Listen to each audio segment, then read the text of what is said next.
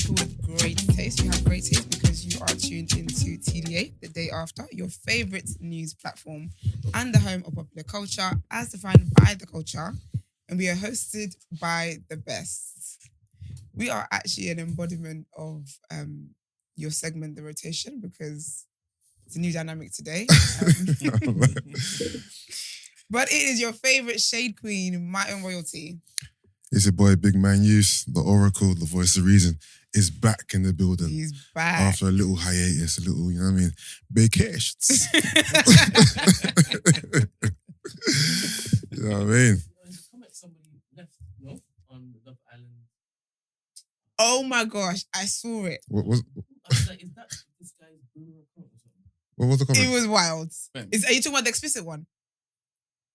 Explicit.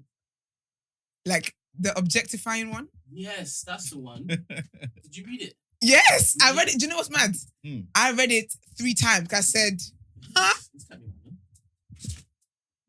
Yeah. Okay, cool.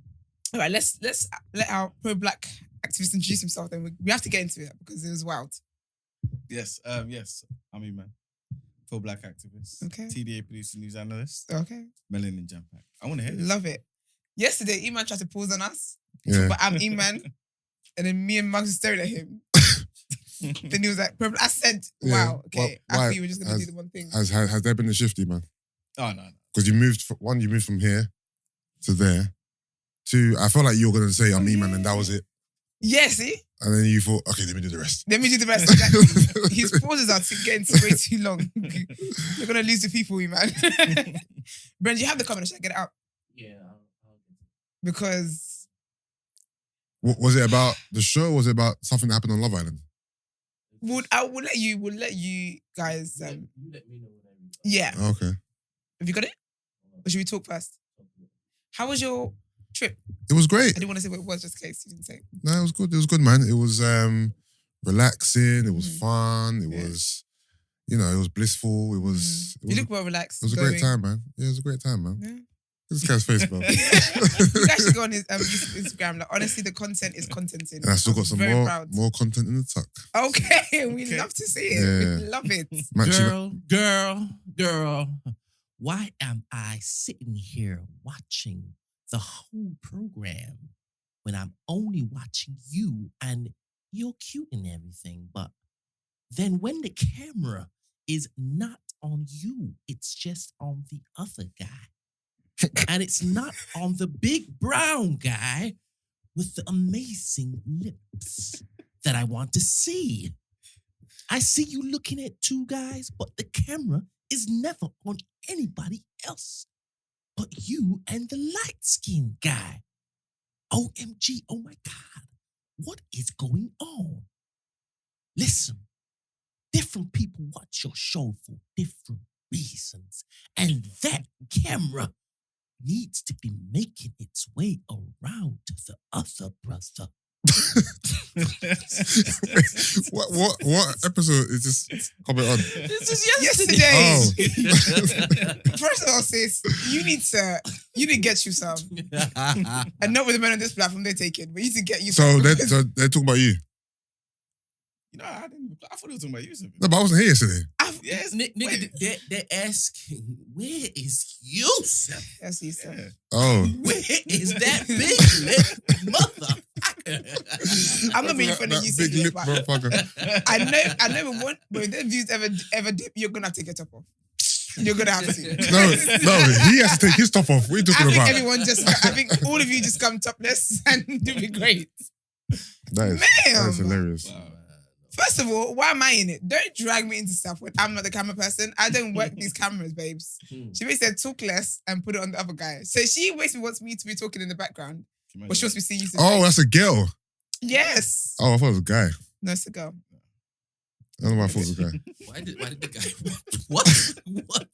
No, I thought it was a guy. I just thought it was a guy. I hate y'all. Because you're saying it's a crazy comment, I thought, okay, what's gonna make that comment crazier? That it's a man. So I just thought it was a man. Yeah. That thing Yeah. was crazy enough. She said, you're cute and everything, but don't cute and everything me. That is funny. Bloody ridiculous. That But is yeah, funny, how that's was funny. your day yesterday, man? Yeah, that's all right, man. Didn't do much. Get to his gym. Oh yes, I did. You Thank did? You. Yes, Yeah, for the yeah. first time in like a month. That was it. Oh yeah. Yeah. But you're plant-based, so I'm sure your abs still remains.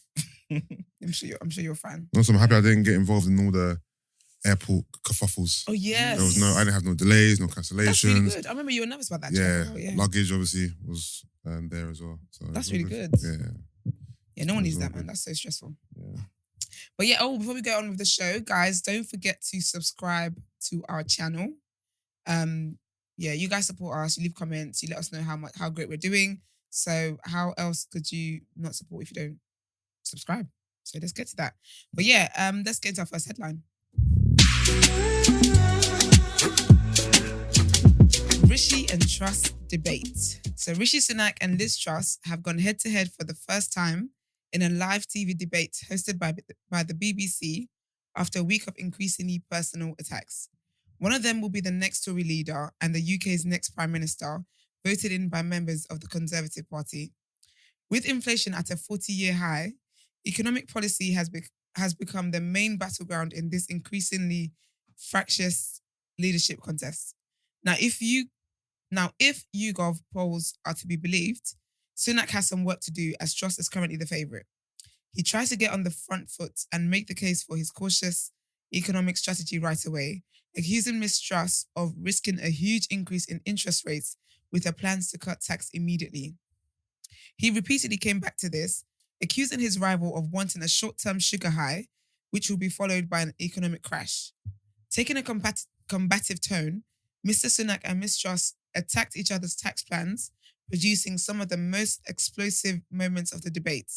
Ms. Truss has pledged about £30 billion in immediate tax cuts, arguing they would boost economic growth, while Mr. Sunak has said he would only slash taxes once inflation was under control. Ms. Truss said the UK was heading for a recession if the country followed Mr. Sunak's economic plans. They also went back and forth on issues surrounding Brexit as well as foreign policy involving the UK's relationship with China. What, in your opinion, Iman, who's got the better plan? I've not looked into it proper. But based on what they're saying and what I'm reading in certain articles, it might be Truss, Because I'm all about like minimal government intervention and lower tax cuts and just an incentivized economic plan. Yeah. And it doesn't look like Sunak is looking to do that. Yeah. Not right away anyway. Yeah, I think he's trying to set us up because they always say they're going to do this after this is sorted out. But when that thing is sorted out, they ride the victory of that so much that they hope it makes people forget. Do you get what I mean? So, of course, if you saw inflation, he'd be like, well, I've sorted out inflation now. If I cut the taxes, inflation might come back. Because not a lot of people understand these things. So that's all you have to say to the public. Yeah. And they'll be like, okay, that's fine. And funnily enough, that's what she said as well, that you're kind of just scaremongering. Yeah. You're telling people this so everyone gets scared just to kind of go with your plan. Yeah. But realistically, like what he's saying, I feel like it's more one of those Band-Aid things. It may help now because everyone obviously is going through the whole cost of living crisis. Right? Yeah. His plan will kind of help people in the immediate. Yeah. But long term, I think we would be heading for a recession. Yeah. It's crazy, man. So what? These two are the only two left in the race, right? Yeah. Okay. Is the reason why we're not it's only the Conservative party members voting because it's in between, like Boris's term is still going on basically. Yeah. So then when that term is done, then then the country will vote. Yeah. So what is Sunak proposing? He's basically still wants, he doesn't want to lower tax cuts. Sorry, he doesn't want to have tax cuts.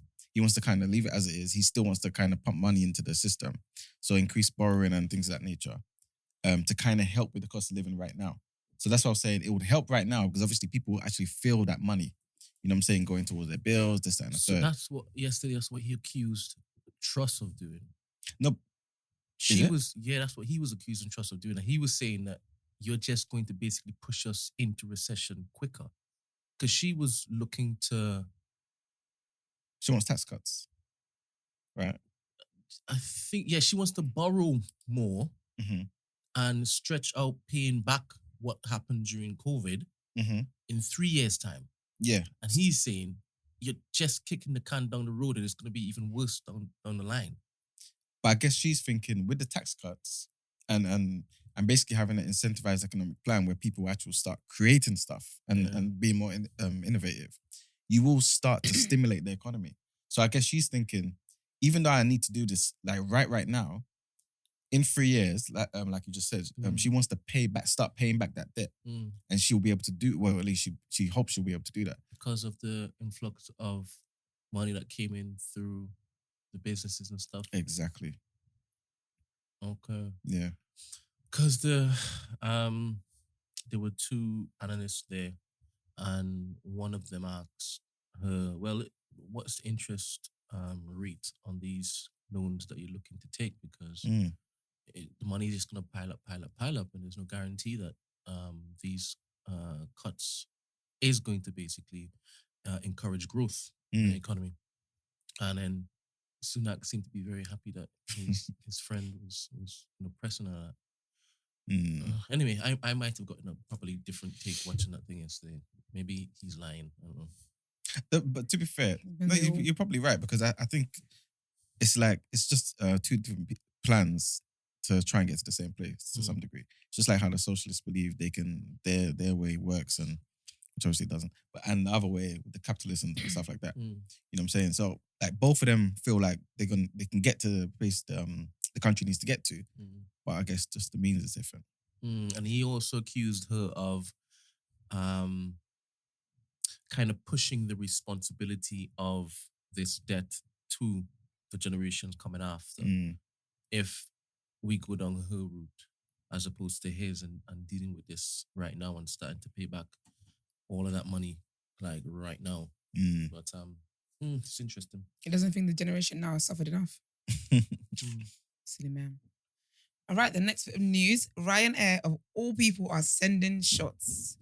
The chief financial officer of Ryanair, Neil Sorahan, has criticised airports for not recruiting enough staff to cater for the rebound in travellers, saying they had one job to do. Speaking on the numerous and serious delays that holidaymakers had to suffer through in recent months, he said, "You have to hold air navigation service providers and various governments to account in relation to not staffing up appropriately." He added, "Equally, the airports themselves, they had one job to do, and that was to make sure they have sufficient handlers and security staff. They had the schedules months in advance. As we know, after shedding thousands of jobs during the pandemic, the travel industry has struggled to recruit, train, and security check new staff quickly enough to keep up with the new demand. Airlines have been blamed for taking more bookings than they can manage, while airports have also been criticised for not being able to cater for more flights. Meanwhile, aviation industry leaders have argued the government could have done more to support the sector during the pandemic." Like what? On top of this, the industry has also been threatened by strike action, with many staff demanding pay rises to cope with the rising cost of living. Things seem to have improved though, as spokesperson for the Airport Operations Association, AOA, which represents most UK airports, said, "The vast majority of passengers across the UK are now getting away on their holidays with no or minimal disruption." Exhibit A. Exhibit A, yes. I flew to Santorini from Gatwick. Nice and smooth. Came back to Heathrow. Nice and smooth. That's it. So yeah, no disruptions, no delays, no long queues. No losing bags. Yeah, no losing bags. It was quite a smooth transition, really. That's good. Yeah. This is good. This is good. That was leading up to, I was worried. Yeah. Because remember, there was the whole, obviously the staff strike shortages, the baggage stuff. Then there was the Gatwick thing about they having no water. Well. Toilets were closed, shops were closed as well. So I thought, is this going to be... I don't know. No water, that's wild. Yeah, it's wild. And even when I went to Malta a few months ago as well, when I arrived at the airport, the amount of flights that were cancelled on the board, that just got cancelled as people were arriving. Oh, crap. I saw people, having their little breakdowns in the corner and distress and this, that, and the further, because it's a nightmare.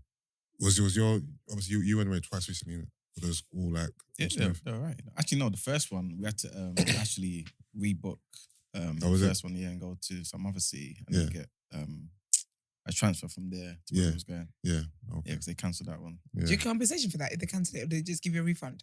No, they'll just give you a refund. They'll give you a refund, yeah. Did they at least process it right quickly, or is it one of those wait 40 I think it's just a normal refund time? Yeah, refund time, yeah. It's crazy. All right, okay. Well, let's get into what you're saying, our topic of the day. It's a good one, actually. I was actually thinking about this morning.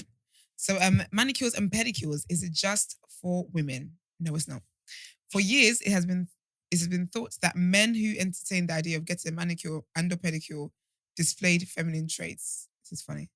We live in a different world now. Femininity is defined differently now, and previous ideas of masculinity have been brandished as toxic. So since women would prefer a man with nice, or at least very clean hands, feet, and skin in general, does it not then stand to reason men should pay attention to those things? What do you guys think?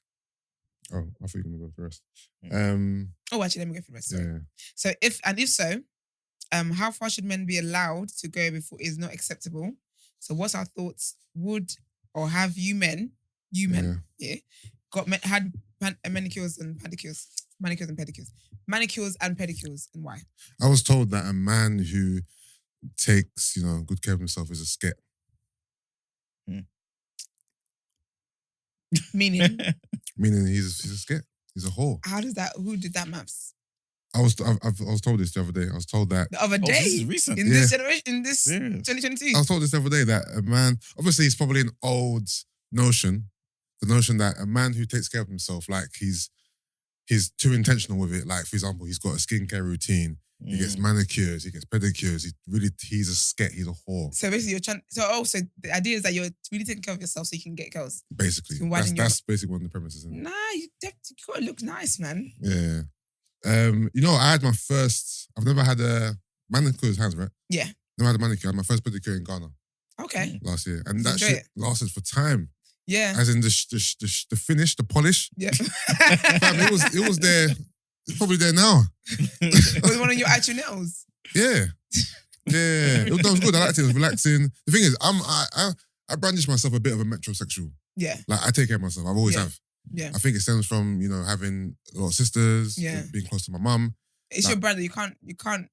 What's that? You can't I feel like it's your brand. You gotta look like clean, aesthetic. Yeah, I've always taken care of myself, and so I've always leaned into this, but I've never really done the manicure pedicure thing. I never had a manicure in my life. Okay. And I only had a pedicure for the first time in Ghana. But it's something that I would definitely do regularly. But it's just nothing I really care to do. But it's something I would do. Okay. You know what I mean?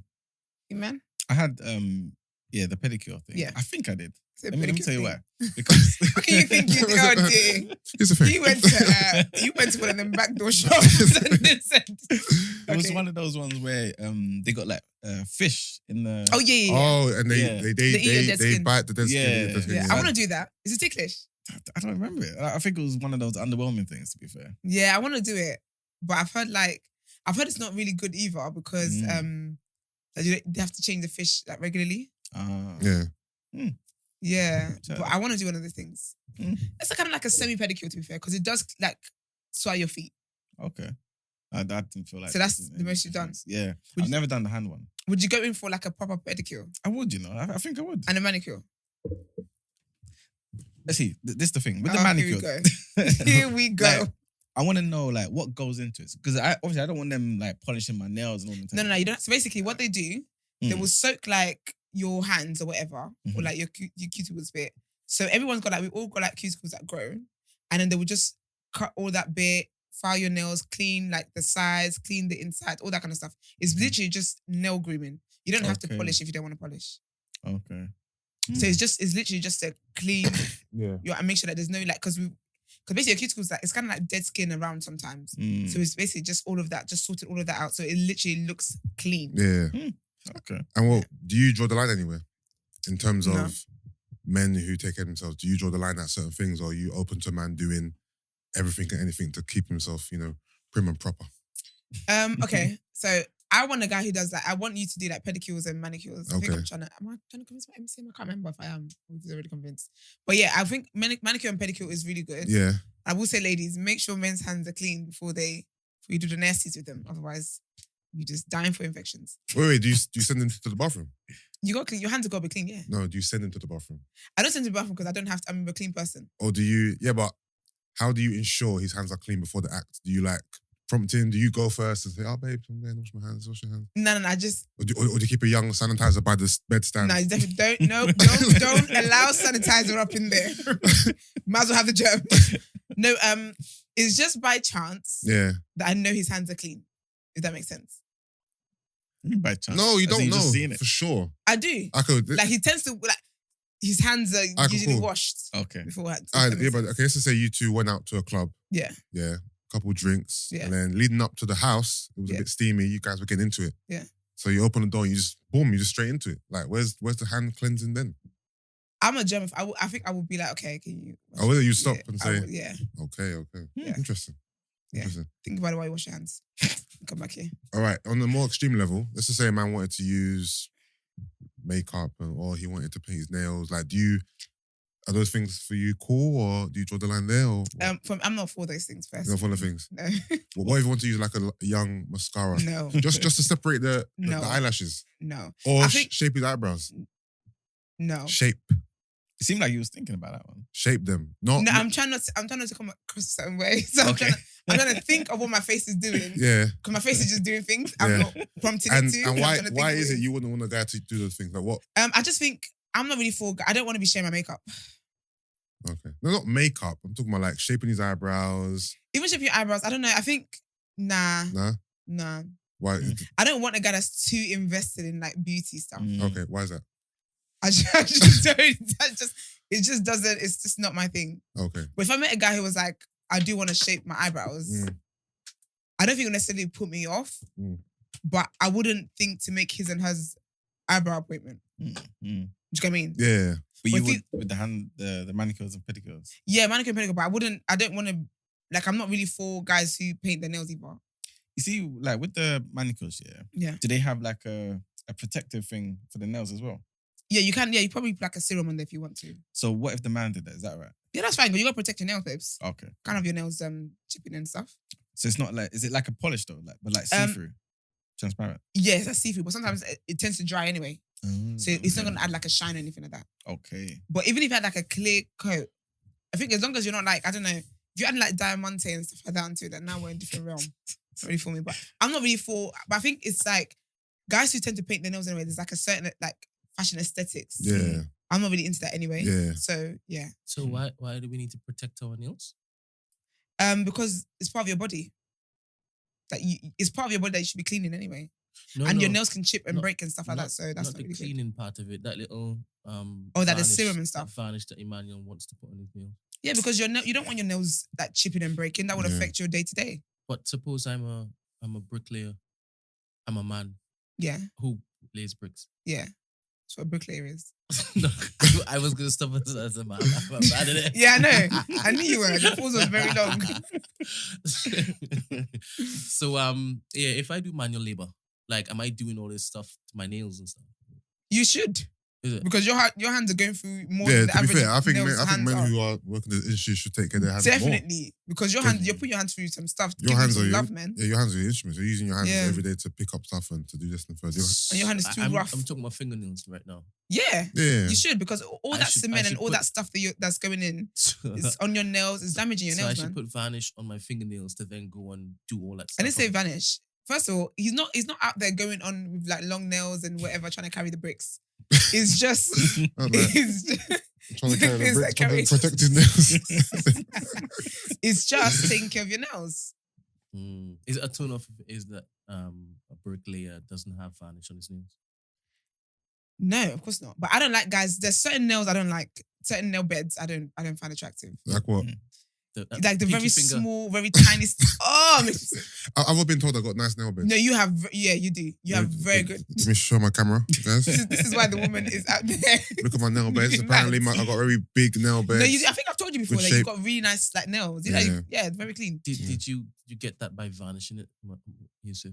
No, it's just natural. No, nail beds is the size. It's not. Do you know what's killing me? Do you even know what varnish is? Because you're using it too much. Varnish is something you put on, Brent. I think Emmanuel basically said something and I've just kind of jumped on that and I've decided to probe on that thing. You said kinda. You haven't kinda, you are. So what is it called? So I use the correct term. What Iman is talking about is just like, it's like healthy serum thing, right? It's like cuticle oil. I've got one in my bag. Like, that isn't that's healthy for your thing. It's like oiling your scalp. It's basically what it is, right? So your cuticles aren't dry. That's fine. So I have a feeling what you're talking about is nail polish. And that's where with the colours and stuff like and the shine and stuff, right? Yeah, just to see through nail polish. Yeah, so say polish, yeah. Is that the same thing? No. As what? No, it's not. See-through nail polish. No, because like cuticle oil, for example, you put it on there, but it dries. It dries off. All it does is just make sure that the skin around your nails are not dry, which is good because you don't want the skin on your body to be dry anyway. Right. So Yusuf hasn't used this with how many years he's been alive, been an adult, been handsome. And I don't know if he's going to start using it now, but so far he's getting compliments on his nail bed, right? Yeah. All right, okay. So it can work without putting... Yeah, no, nail beds is the size of the nail. Yes, nail bed is the size. But his nails look nice, right? Yeah, he's got really nice nails, but some people have it, some people don't. Some people need extra care. So you're saying that he can get his nails to a different level if he puts this oil in it? You're saying... This is why the show is 2 hours long. What are you talking about? Brent's saying you should take your hands to another level. That's our OnlyFans. The funny thing is, I feel like nowadays though, men are more embracing their skincare routines. And I think that's really good because you need to take care of yourself. Manicure, pedicures. I see a lot of men more posting on social media as well. Yeah. I think it's become more acceptable. Whereas back in the day, it was kind of taboo for a man to get a manicure, get a pedicure, seen as something that was exclusive for women. So you mean men are posting the manicure, pedicure? Yeah. Serious? Yeah. As in they're there, there's a young shot of the feet in getting done, or the hands. But is it like, how do I say this? The type of man, is it like? Oh no, man them. Man them. Yeah, it's men you respect. Yeah, man them. So. Really? What's that? Is it really men that Emmanuel respects? Yeah, no, I might do. Yeah. I think so. Yeah. Name a couple. No. Name a couple. Okay. What do you think this is? I said name a couple. But no, I don't think. I think a lot of women find it attractive when guys take care of their hands and their feet, like, because there's nothing wrong with it. It doesn't make you. I know there's kind of this. Obviously, back in there was a stigma of like you're feminine. Yeah. But it's literally not that. It's just you taking care of yourself, as you should, really and truly. But do you believe that the woman should always be better kept than the man? I think women tend to be more obsessed with their looks than the men. I would want to be more obsessed about my looks than my man is. I don't want to be with a man who's more obsessed about how he looks than I am. Yeah, I think the woman should always lead that. Yeah, because I think... As in, like, men should take care of themselves, but that should be the woman's thing. Yeah. Like, she should be the more well-kept person. Yeah, I would say that. Because I think even in women being that, you tend to, when you're in like a relationship or whatever, it rubs off on your partner anyway. Yeah. Do you get me? You'd be like, oh, use this skincare, or you introduce them to new stuff. I like that. Yeah. But I'm not really for my man obsessing about his looks and stuff more than I am. It's just dynamics a bit off for me, personally. But yeah, I think it's a good thing. I think it's a turn on. I think guys should definitely take care of their feet and hands. Yeah. Yeah, y'all go through a lot to basically maintain. Women? Yeah. Oh, yeah, the type of stuff that you guys put on your face over and over and over. Like, that's mad. Like, it's bloody expensive as well. No, it is. Does it have like proper results though? Of course it does. We feel good. Oh, is it? It's just for the feeling, not for the results. And it's for the feeling. Obviously, you look more attractive as well. If you like, they're all. If you believe you look attractive, more attractive than you look more attractive. Is that what I believe? No, is it that because you feel more attractive, you look more attractive? No, I think you are more attractive. If you have someone that has like really, really bad hair and you got someone who's just got their hair done, the person who's got their nice fresh hair is going to look more attractive. Do you think makeup is almost like programming? Because men can wake up, not put makeup on, and look the same, or look as attractive as they did prior to, but bathing, whatever. But the notion is that women look more attractive when they have makeup on. Yeah. So why is it that men don't need any enhancements, but women do? Yeah, I feel like, but I think it's because, and that's what I'm saying. I think it's in our heads. No, I think it's how we've been socialized. You know, I think women. Yeah, no, women that's what I mean. Yeah. So it's how we socialize that women audition to look good for men. Do you get me? Because even sometimes women will do stuff and some people find it so wild. Some men cannot believe that a woman is wearing makeup because she just wants to wear makeup because she's got great skills. They're like, no, it's because you want to look attractive for men. And it's like, nah, not always. Not always. Do you get me? So I think it's how we've been socializing that women, the beauty standards have always been on women from beginning of time, just because it's just how it's been, where, you know, you're the housewife, your man goes out, but when he comes home, make sure that you look good and you look this and you look presentable to him. Yeah. It's all of that. Because a barefaced man would be more acceptable than a barefaced woman. Yeah, and it's wild. Yeah. Like they would say, like he's ready, she's not ready yet. Yeah. They're both barefaced, but they're both barefaced. She ain't ready. She needs to go and put makeup on. Yeah. He's fine as he is. It's very wild. I've always found that quite interesting. Yeah, it's very, very wild actually. But so men are pushing that, or is it women that are pushing that? I don't think it's being pushed. I just think it's a notion. I never think it's been pushed. It's definitely been pushed. I think it's been pushed. You think it's been pushed? Yeah. 100%. As in what? What's been pushed? As in, like, say for example, if you went to a rave. Yeah. If guys went to a rave. Yeah. They're more likely to move to the girl who's got makeup on and whatever than a girl who doesn't. Obviously, there's always, you know, your own taste or whatever. Yeah. But you're like, at first glance, you're gonna think that girl got dressed and she just rolled and just came here. But isn't it more so because men actually think that what you present to them is actually what it is? No, but they know we've got makeup on though. When you say that, I'm not sure if it is that's true. I believe that men are more clued up now as to the transformative nature of before and after, right? Because we've on TikTok, on Twitter, we've seen before and after to be like, oh my goodness, right? Yeah. But that was a bit strong, but okay. No, I'm not gonna lie. That's the way he said it. It's warranted. It was doing damn. Because I've seen some dams. And me. I think it's now like rattling a lot of guys because they're questioning what you actually look like. I hate when guys when men say that. Like, why do you hate it?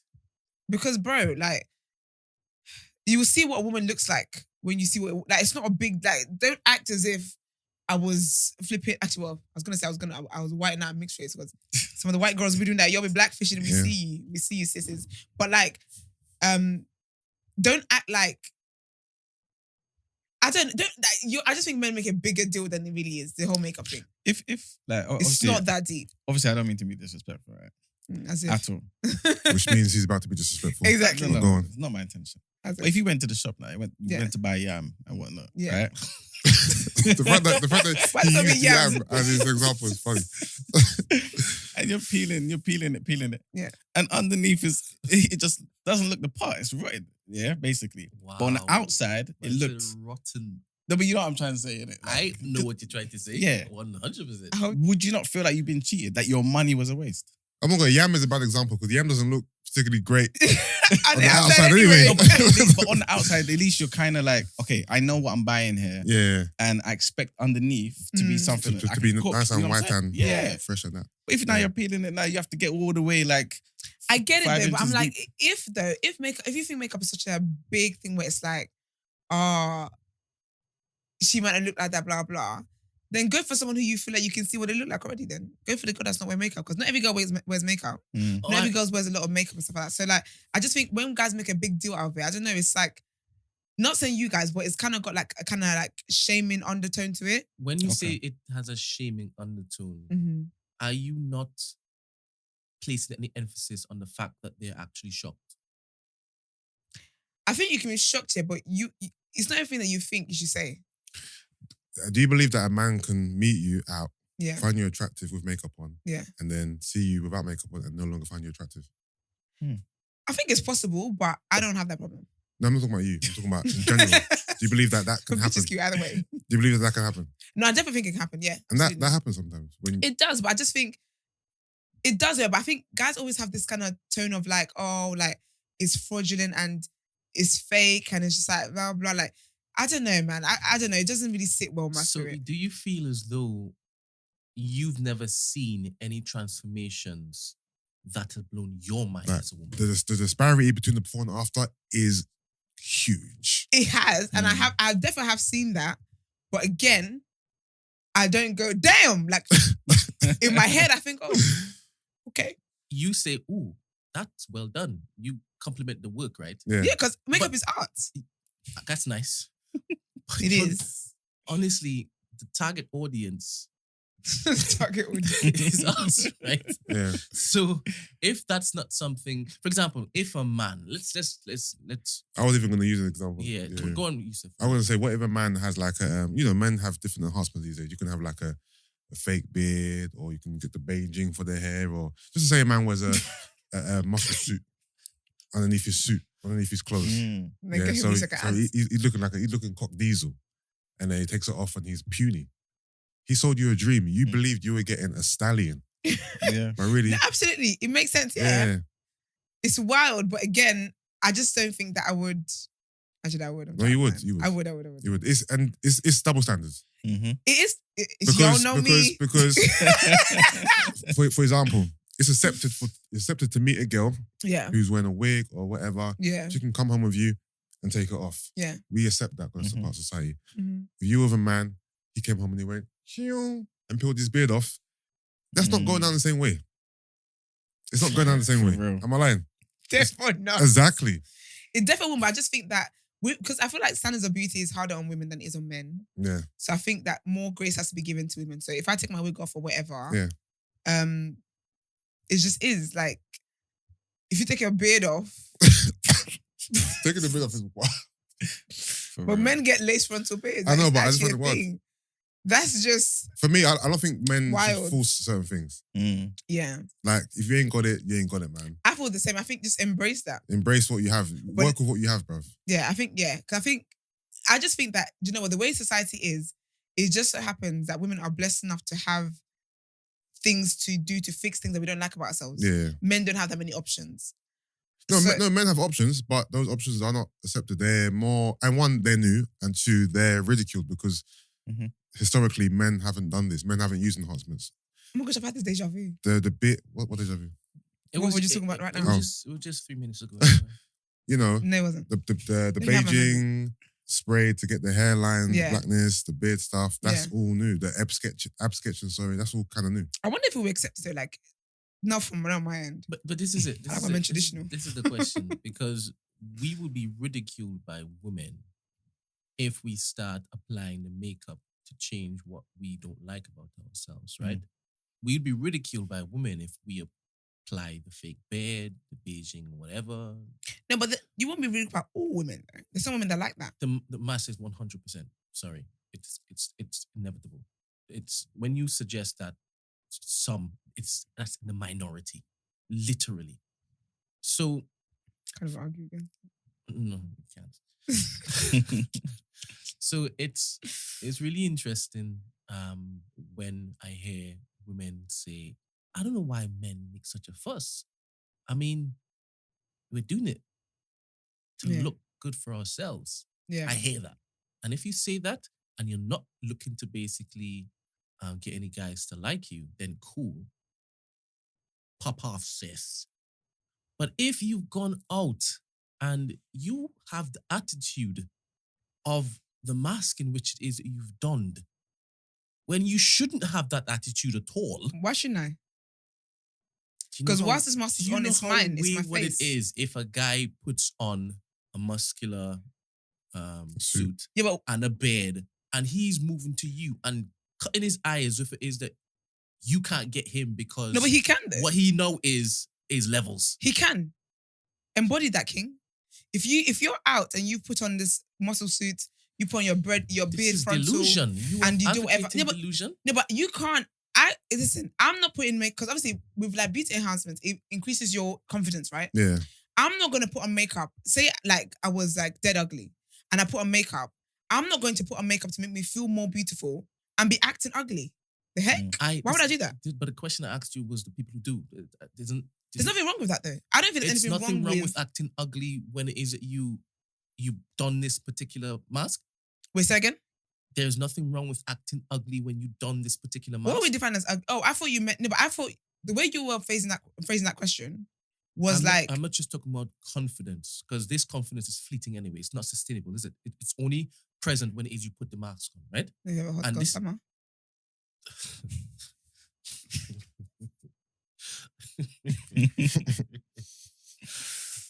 This particular persona in which it is possesses you when it is that you done when it is that you done all of this makeup. Yeah. What you said? Marx has just entered the room. What are you saying? Big Marx is dancing in. You right, babes? Fuck, I was gonna ask for a hug. I was gonna say, don't spot me like man them. You right, babes? We'll do it all the time. It's not on camera.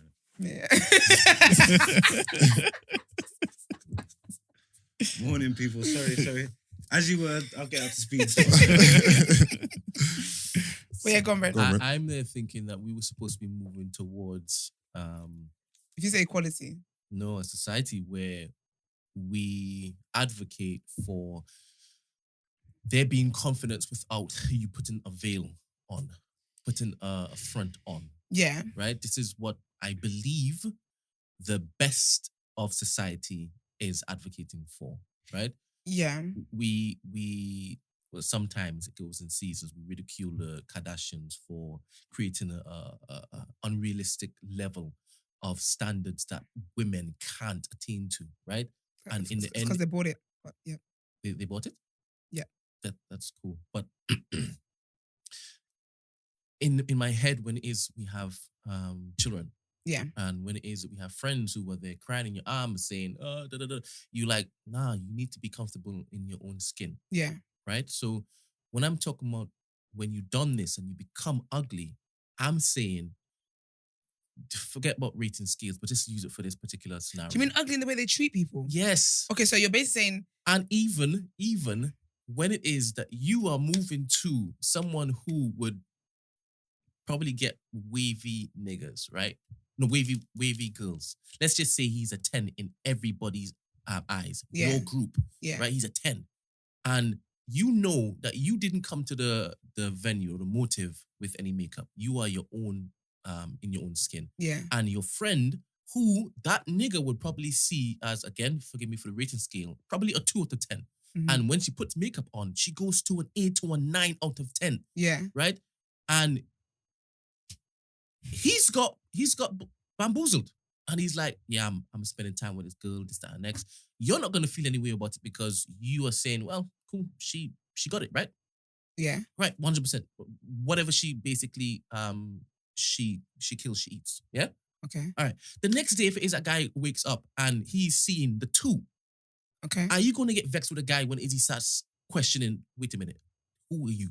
Do you know, I think you can question whatever it is you want to question. You have the right to question anything. I question things too. But I think it's in the delivery that you question these things. And so what I'm saying is that, yes, obviously makeup is basically like an accessory. You put it on and you look nicer, and if that's what you believe you look like. Do you get me? It's an accessory. It enhances whatever it is that you were already working with. Cool. But I think I have an issue with when guys know that girls wear makeup or whatever, but then it's like, it's attached to it. It's kind of this shame thing where it's like, oh, like it's only because you got makeup on, blah blah. I don't know. It's just shaming someone for how they're dressed or whatever it is that they for their makeup. I don't believe in that. I think if you wake up and you think that you don't think she's as attractive as she was when they had the makeup on. First of all, it's not rocket science. Makeup does enhance beauty if it's done properly. It will enhance your beauty. Cool. So I don't think that the shock should be like, oh my gosh, I'm gonna now roast her because I think she's a 2 now. I just think it's childish.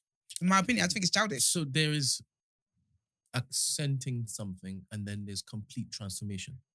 Okay. There's complete transformation. I'm just talking about the complete transformation. But you know what? But it's fine for you to feel a way. You have absolutely any right to feel like, hey, when I moved to this girl, she was a 10. She's taking her makeup off. Now to me, she's a 3. You have a right to be shocked by that.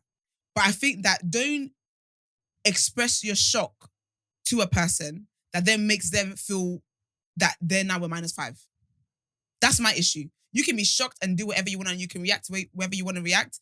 But I don't think that you should let me know that you're shocked and you think I'm ugly. That's what I have a problem with. And that's why I say that there's always that shame attached to women wearing makeup. And it's like, oh, you guys look fake anyway. You guys are fake. Like, get some makeup then. Because some of you are 2, period. You see, regarding makeup and stuff, yeah?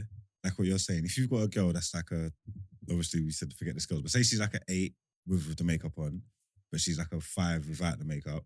But she never comes outside without the makeup. Like no one's ever gonna see the 5. Only you because you're in the house. Like they're only ever gonna see the 8. Yeah. Does that matter then? Does it what's the word I'm looking for? Is it cool? Basically. For me, yeah. I'm not a guy who appreciates the whole mad transformation stuff. I like natural, to be honest, right? And I don't ridicule her for wearing makeup. If she wants to wear makeup, it's only going to accentuate the waviness that was present before, right? So I'm not a fan of ridiculing people for wearing makeup. The same with weave and all that stuff, accessory-wise, whatever it is you want to wear. But in your natural state, I need to be attracted to you. I need to think you're the waviest thing in your natural state. So from 8 to 5, I don't think I'm going for 5 in the first place. Forget about the 8. I'm not going for 5. All right, Mr. Man. E-man? Because I think some guys wouldn't care as long as people don't get to see it.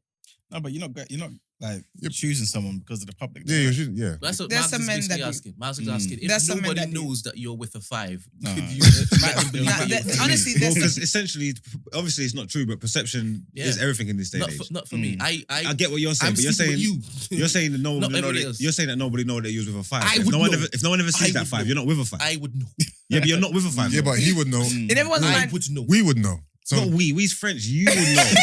I wouldn't know. I'm not there. No, as in not we, as in me together. As in you would know in your relationship, I would know in mine. So is you knowing that you're with a 5, is that enough to bother you, or you don't care? As long as the public don't know, you're cool with being with a 5. Brent said it's enough to bother him. Yeah, no, me personally, for myself, I want you to look good, if that makes sense. Yeah. But with the whole makeup thing, I understand there's some people who live in their makeup. Yeah. If that makes sense. Like living it. Like they're not taking no check. The GP ain't seen them without no makeup. So that kind of is their level, if that makes sense. Because they're keeping it up. So they're maintaining it. Yeah. So that kind of is their level. So it's like, if that's how she lives and she always looks good, I don't know. Can I also say as well, because there are definitely guys who care more about how other people view their partner as opposed to them. So with them, they're fine with being with a 3 or whatever at home. Afterwards, I don't mind. No, I am going to swing to you. No, not on a beef thing. No, I don't mind. We spoke about this before, innit?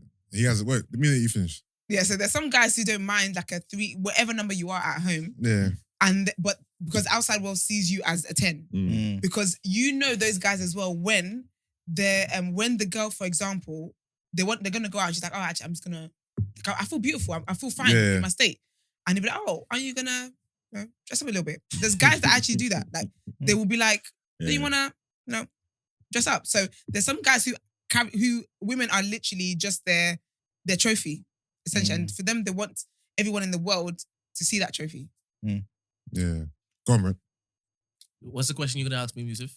Hold on. What did you say before? To tee me up. So basically, okay, cool. So Brent's notion is, or Brent's thesis is that he wants, amongst his friends, his wife has to be the best looking woman amongst his friends. Sorry.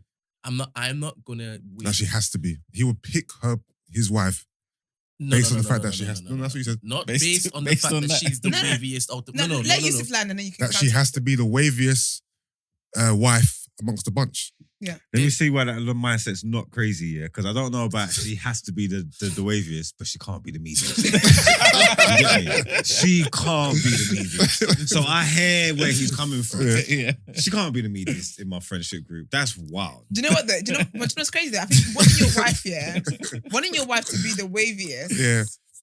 How is that? I feel like that supports the argument of you caring.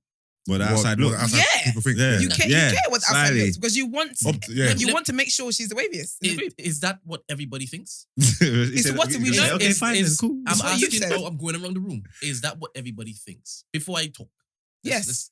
Marks? No. Don't do that. There's an explanation to be had. I think you're going to give me one.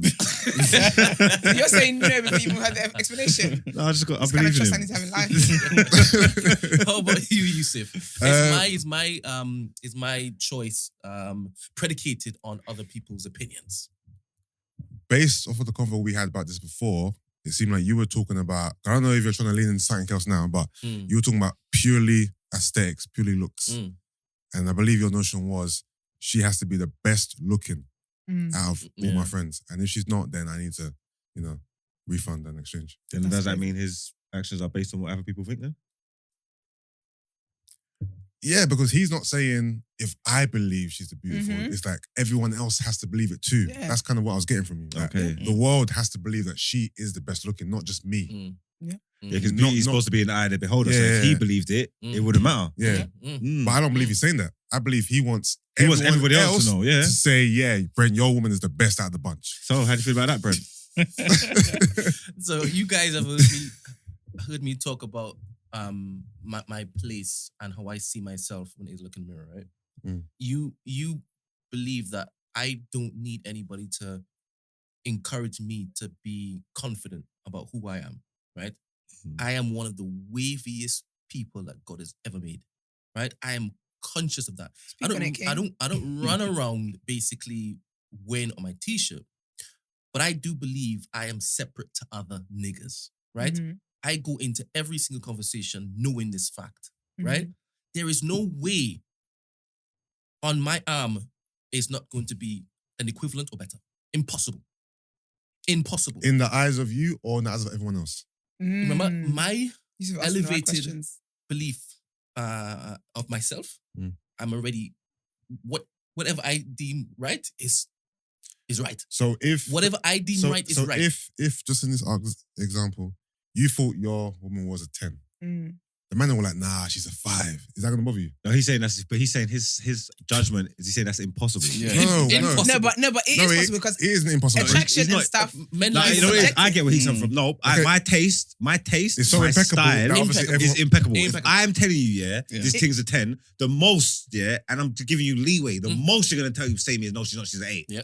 That's the most with me giving you leeway. But you know what's mad? Your taste is impeccable in your opinion. No, my opinion, I've got a pop. Because when you think attraction and beauty and stuff, it's all subjective. No, because majority rules, isn't it? Yeah. So you have to, if you broaden it, majority of the time, my opinion is good across the board. Yeah, but the sample size is going to be so small. I'm not always right, But for the most part, my train of thinking, even though it's crazy, is usually right. So my opinions are. You get what I'm trying to say? Because we've got the sample size. It's not every single time, but majority rules. You get what I'm trying to say? Yeah, I've got decent opinions. He's right. And the thing is, my brethrens, I wouldn't have to argue about this. There wouldn't be a, is it or is it not? No, it's a, yes. So I wouldn't even have to have this conversation. But 100%, there's no way my woman could be, as Mark said, the neediest. Impossible. And you know what? She's not going to be the subject of banter. but the thing is, the media's might not be a bad thing. This is saying I'm not interested in her heart might be clean. I'm not interested in taking part. Her heart might be clean. I'm not interested in She might be the purest one. I'm not interested in taking part. She might be the realest one out of all of them. I'm not interested in taking part. As long as you love her, Brent, that's all that matters. The race. I'm not interested in taking part. Brent is ridiculous. Brent, as long as you love her, that's all that matters. Lovely. So is that the vibe you go with? What do you mean? With when it is you choose your partner? As long as I love her, just as long as you love her. Of course. That's a lie. I don't care what people think. That's a lie. How's that a lie? That's a lie. So it just happens to be that you are only attracted to women that are conventionally seen as beautiful. How do you know that? Have you seen all my girlfriends? You got a girlfriend?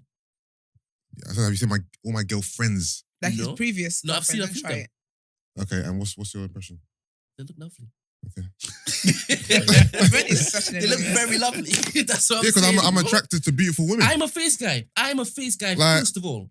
I'm a face guy first of all. Yeah. So there is no way I could ever get with a woman and she is below tier in comparison to my brethren. Impossible. Do you know what I think with this makeup situation anyway? I just think that guys should not be out here shaming women for not looking how they look with makeup, because that's the whole point of makeup. It's meant to enhance. But also, as well, with a lot of women who maybe wear makeup all the time and stuff like that, it's like confidence issues. And a lot of confidence issues with women, again, comes from like society standards and the Kardashians that Brent referred to earlier. It all comes from that stuff. Do you get me? So I think maybe that's why, for me, when I hear when men kind of mock women for looking different to what they got with makeup on, Yeah, like for women, like beauty wise and stuff like that, it's hard. All the pressures and all that kind of stuff. Do you get what I mean? So I think because I'm a woman, I can empathize, and I know that for a lot of women, even wearing makeup, it helps their confidence. But you find a lot of women as well. Sorry, even when they take the makeup off, it still helps their confidence because it's like I look nice when I dress up and all that kind of stuff. It's not fair because you're talking like it's all the same. What do you mean? You like all the examples and all the cases are the same. It's not all the same, but I still don't think it's not just enhancing. It's like what you're saying. That contouring, stuff. It's a total change. So at what point do we lead into deception? I get that, but I'll be honest with you. I think that regardless of what the disparity of however wild it might seem, I don't think there's ever a point where a guy should openly mock a woman for the differences in her faces when she does makeup and when she doesn't have makeup on. But you shouldn't be mocking people. That's for their looks and stuff anyway. People do though, because even sometimes on the timeline when all these things are happening, there's a real person behind those pictures and stuff. And it might seem like you might seem far removed from the reality, but you don't know what insecurities that girl has. But suppose you mentioned her personality being ugly when it is that she basically... You mentioned her personality being ugly, because at this point, I still don't know what you meant by ugly, by the way, but you said ugly, don't you? I'm not gonna lie, I thought you were talking about ugly looking, and then I thought and then I realised that... ugly personality. I didn't use the word ugly until you introduced it. What I was saying was that... Who's you? Me? Yeah. And I was saying that if a woman who is a 2 dons makeup and she becomes a 10 and then she acts as though she's on the level of a 10. She is. Wait a minute. And then you introduce the whole word ugly as in with it. Mark, what I was saying was that if a 10 comes to you and what do you guys call it? Like a bad, what? A worldie. A bad B? Worldie. Yeah, worldie or bad B, whatever. Right. And then you find out that... You know what they call them, Brent. You are a 2. Wouldn't you be questioning why she came with the attitude of a 10? Especially if she turns you down. Not if I'd be upset, but not if she presents as a 10. Exactly. Because this is what society is about. I see girls like this all the time, yeah. And I'm saying, I was asking the man the other day, I'm saying, what's more important, like real life or Instagram? And he's like, what do you mean, like? Because how can Instagram be more important? I'm saying because it slightly is. I've seen some girls, yeah, that got big followings on Instagram, hundreds of thousands of followers, and you go through their pictures and the pictures look cold. Remember, it's a still shot, yeah. So it's always going to be the best version of yourself that you can be. Like you get what I'm trying to say? So you're looking cold, like fire. And I see you in real life, and it's like, you're nice. Don't get me wrong. You are nice. You're all right. But you're not this, what's here. Yeah. All these 300,000 followers. Like, you're not this. Yeah. Like, you're just decent. You're all right. But everybody's still treating you like this. You're in Instagram, yeah. Because this is what it is. This is it's what they used to. This is what we use to present in the world. So as far as anyone's concerned, she's leng as far as anyone else is concerned. And then when you meet them in real life, you still cut them. So I'm saying the real life don't really matter. I feel like the perception is more important. You get me? So if she presents as the 10, I'm going to be pissed when I find out she's a 2. Don't get me wrong. But at the same time, I understand why she's like that because she is that in her head. Yeah. No, not in her head. Nah. In the world. Because it's like we're living in the metaverse or something. As in everybody believes that because that's what she's been presenting. Yeah, but because do you know what it is? For the longest while. So but everybody's doing that though. Reason. No, but there's no reason. Sorry, because everybody does that.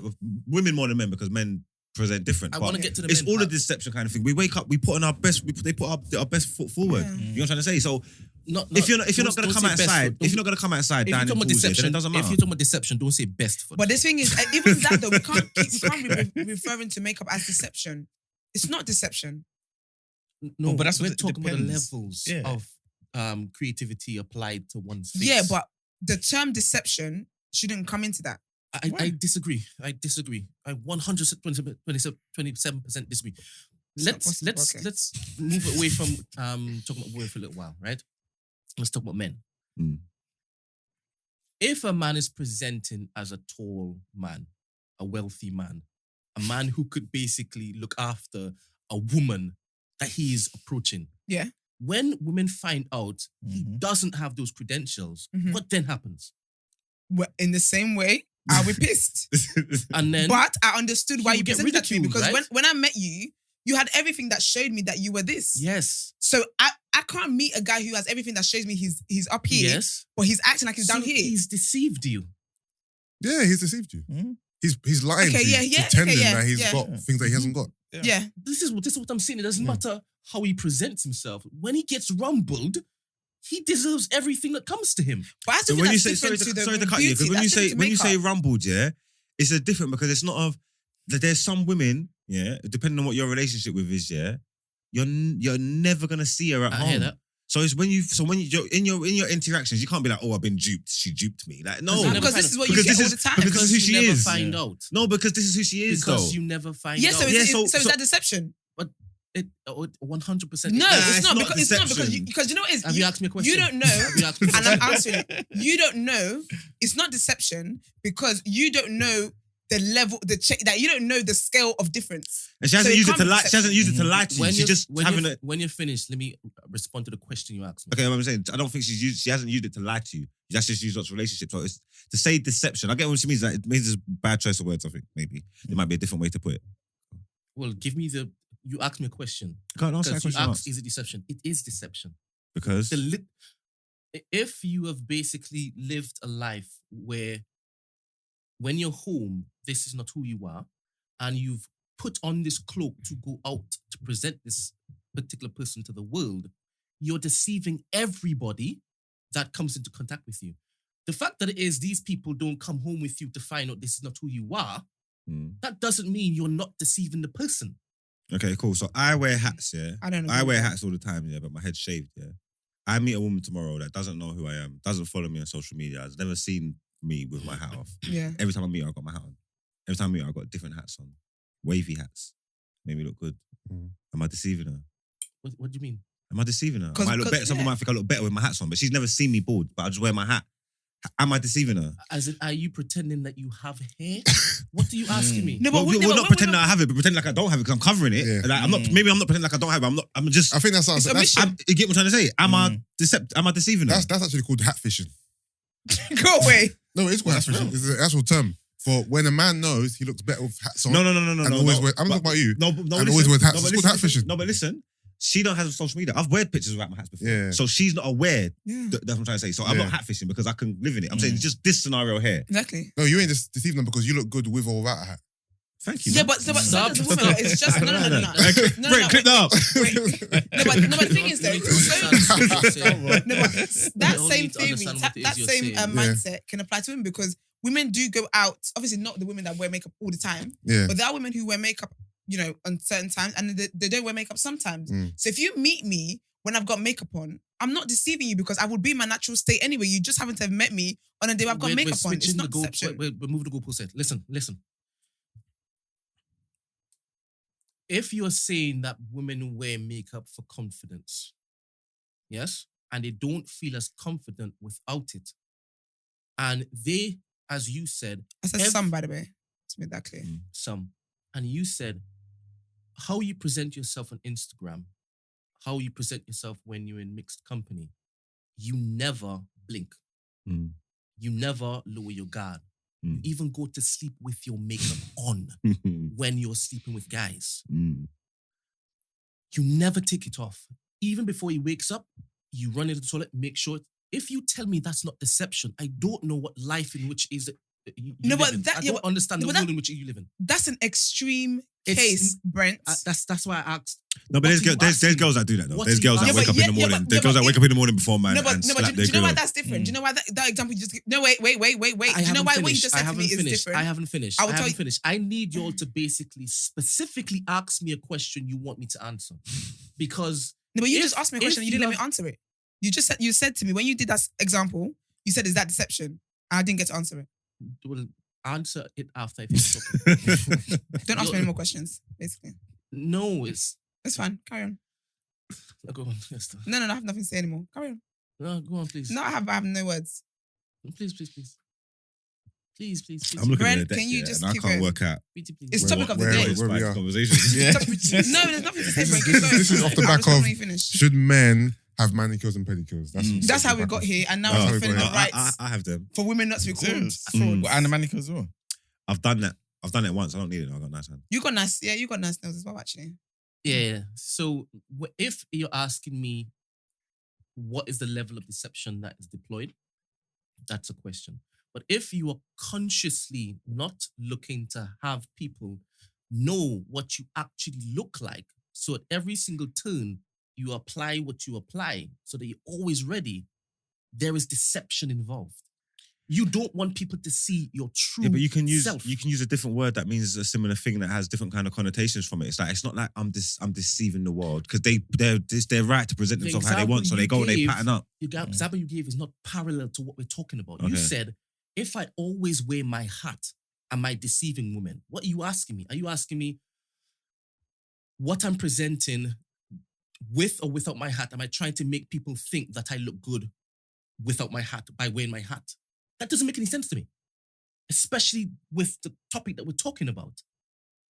Do you understand? If you told me, yes, I wear my hat all the time, or if it is that you were chubby, right? Mm. And you always took kind of face pictures, right? And every single time you go out, you wear really, really, really, really baggy clothes, so it's not obvious what you kind of look like. Oversized, yeah. Right? If you ask me, are you looking to deceive people as to your weight? I'll be like, yeah, maybe, possible. But with this makeup example, if you're saying everywhere you turn, whether it's out in public, whether it's taking a guy back and keeping makeup on and waking him the next day with makeup on, how are you not registering that she doesn't want that person to ever see what she really looks like? And you're saying that's not deception? That's not masking reality? Is it a question now or? Yeah, I think it's a question. Yeah. I just think the way he's framing it. The hat example. I understand what you're saying. I do get what you're saying. No, what is there? Rocket science. What you're saying to me makes sense. I think you are deceiving someone if you never want them to see you. No, but that's the thing though. In your true form. You didn't make that distinction until literally like 2 minutes ago.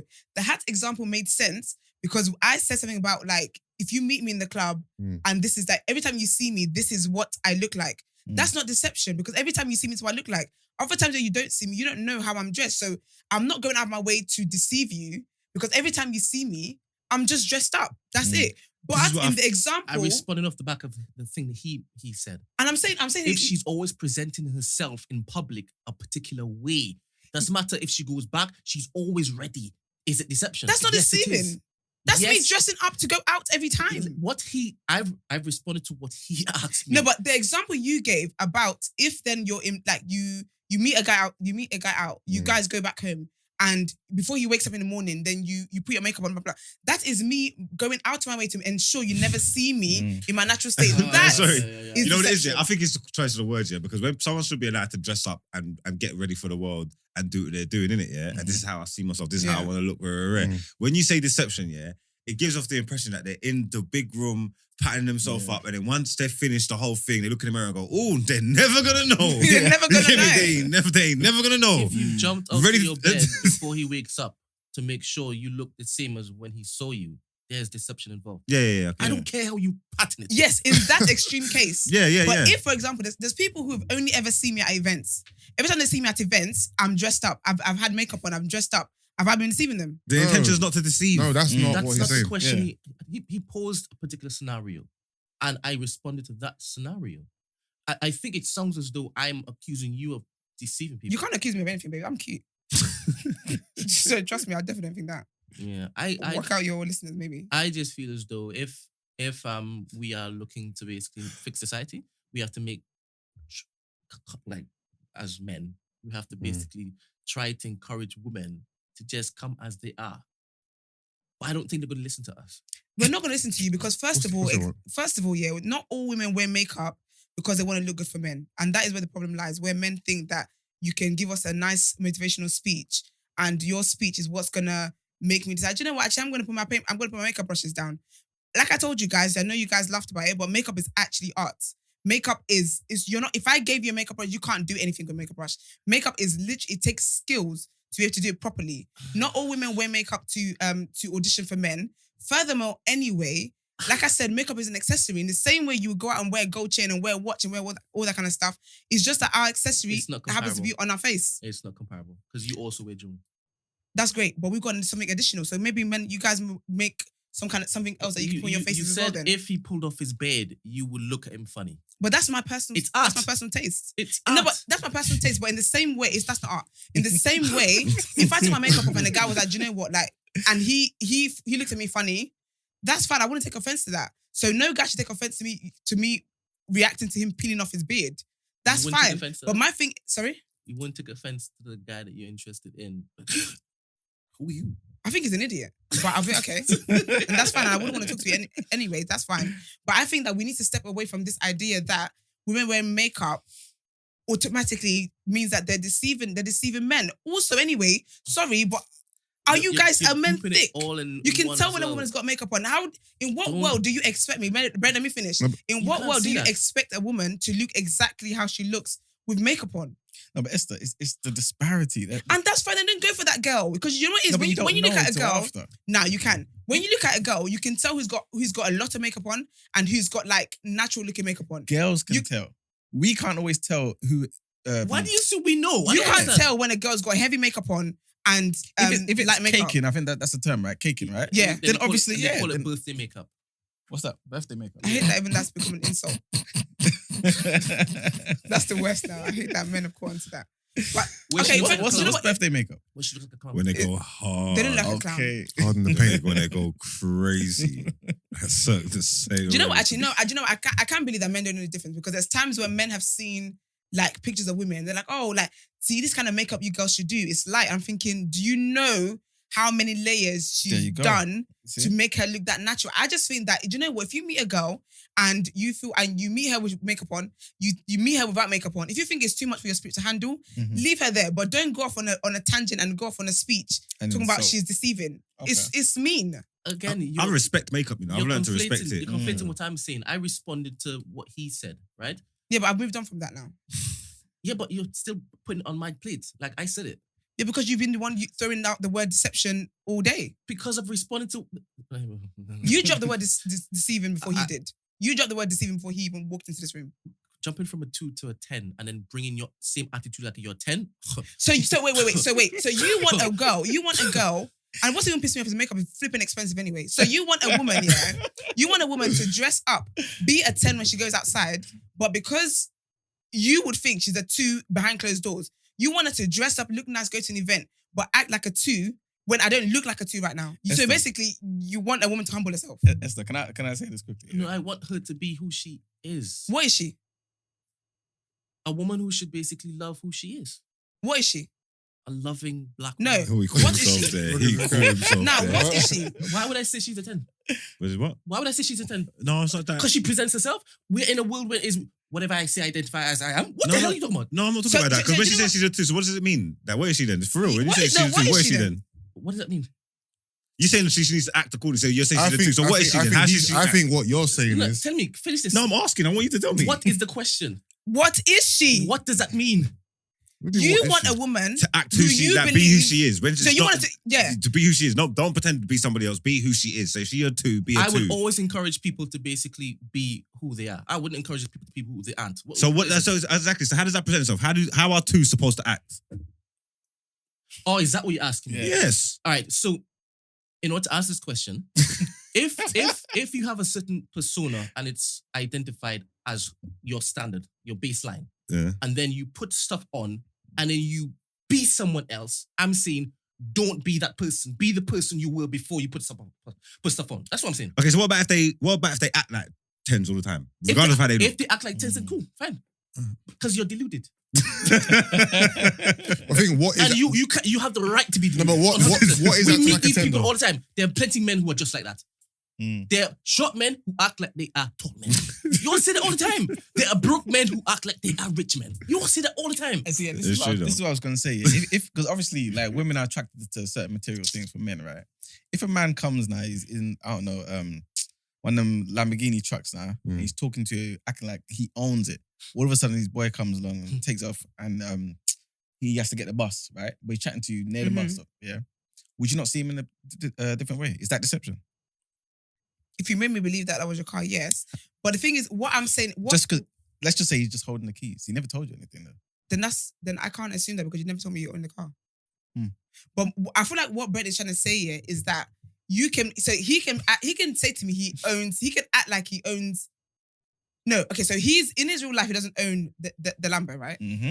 But I see him with the Lambo. He's basically out stunting he's got the Lambo for the night. But so, okay, say it's a rental. It's a rental. He's rented this car. The example Brent is giving me of a 10 acts like a 2 or a 2 acts like a 10 is that you're renting this car don't enjoy the rental. So the confidence that will come with you driving this fancy car, don't have that. Act like you're broke. Act like the broke guy that you were yesterday. That makes no sense to me. Because everybody does, most people in this world do things that like enhances their confidence. When you go out, say you're going out, say you're not someone who's very, very confident in normal life. You're going out, you dress nice, you can see you look good. You're going to walk in that spirit. Yeah. But I can't say because like 5 hours, 7 days of the week or 6 hours, 7 days in the week, I'm not very confident. Today where I feel very confident and I look good, I should then act like how I would in my non-confident state in the other 6. That makes no sense to me. So a woman cannot, if a woman in what you believe is a 2, she's got dressed up, she looks nice, looking sexy, smelling good, whatever. And now she feels like, I'm a 10 tonight. I'm not going to be channeling my other depressing days of being a 2 at this motive when I feel like a flipping 10. And if a guy moves to me and I want to act like a 10, I can be a 10 because guess what? Tonight, I am a 10. Tonight, it makes no sense. You see, But what is acting like a 10 though? Brent, take us there. That was his word. In a club setting.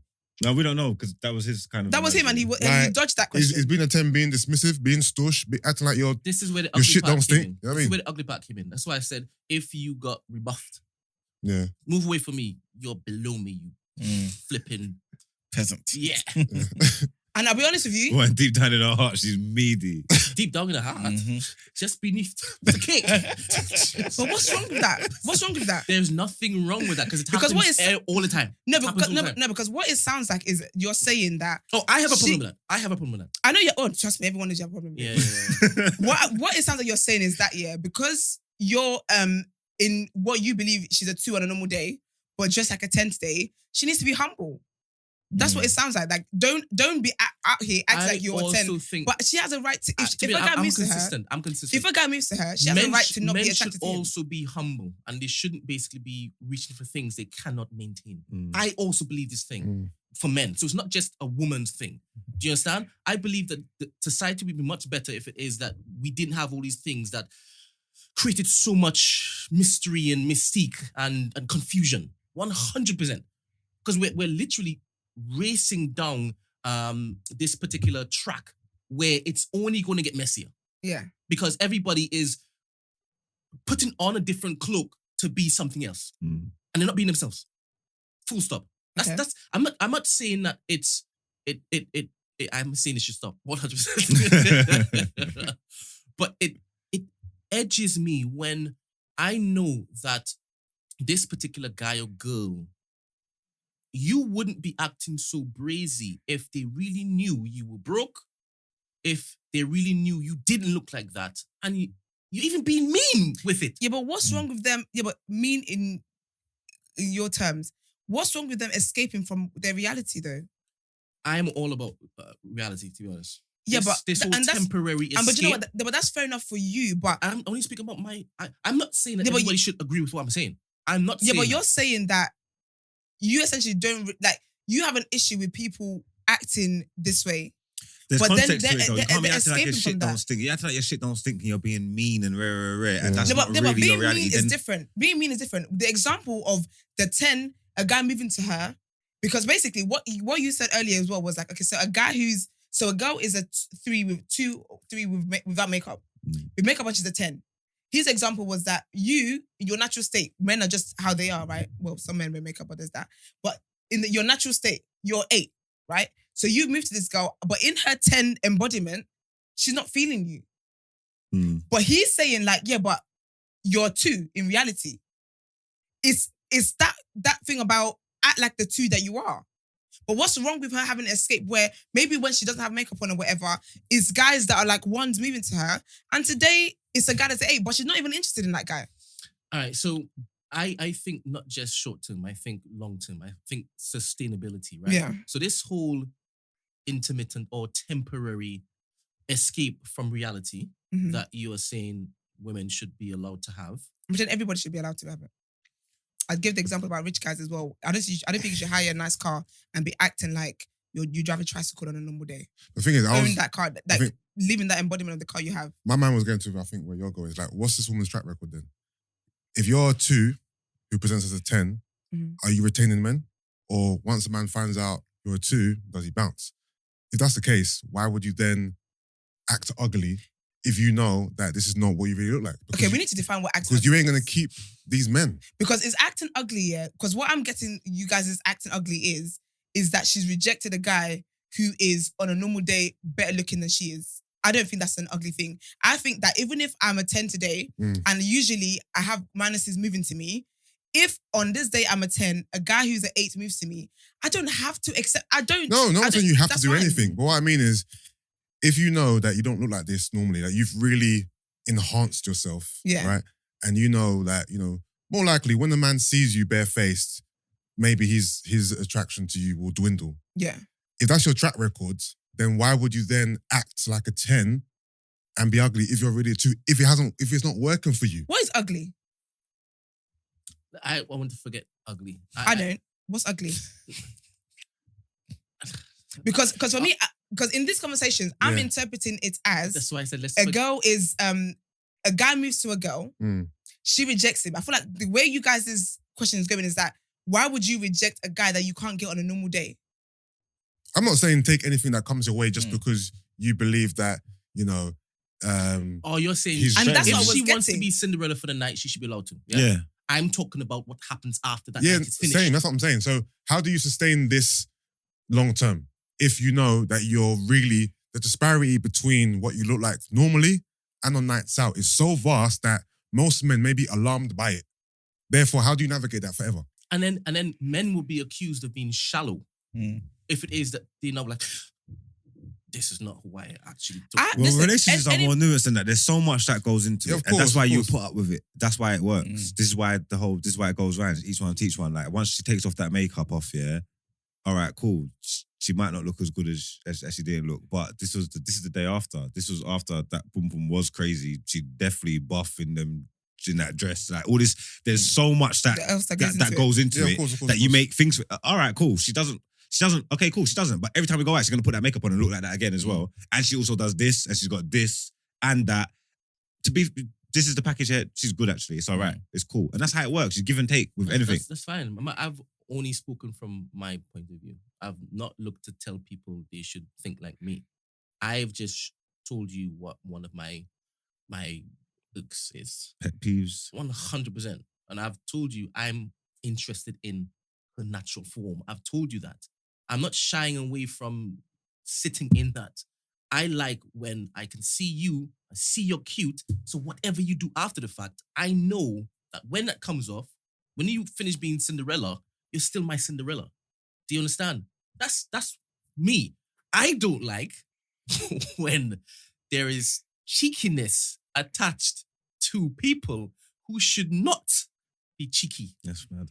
I wouldn't get any problem because I don't need that. I prefer I'm buffness. not for that movement. I prefer buffness over leanness. I'm all right. I'll be more upset if she took out bum pads and threw them on the floor than makeup. Yeah. Because you can't show me someone's face and I make a decision on them. I need to see all of them. So you think that's deception? What is? The bum pads? Bum pads. Oh, yes. But if you never get to feel the cheeks though, how is she deceiving you? How am I not going to get to feel the cheeks? It's consent. Suppose she just wants to give you consent. head. Huh? She just wants to give you head.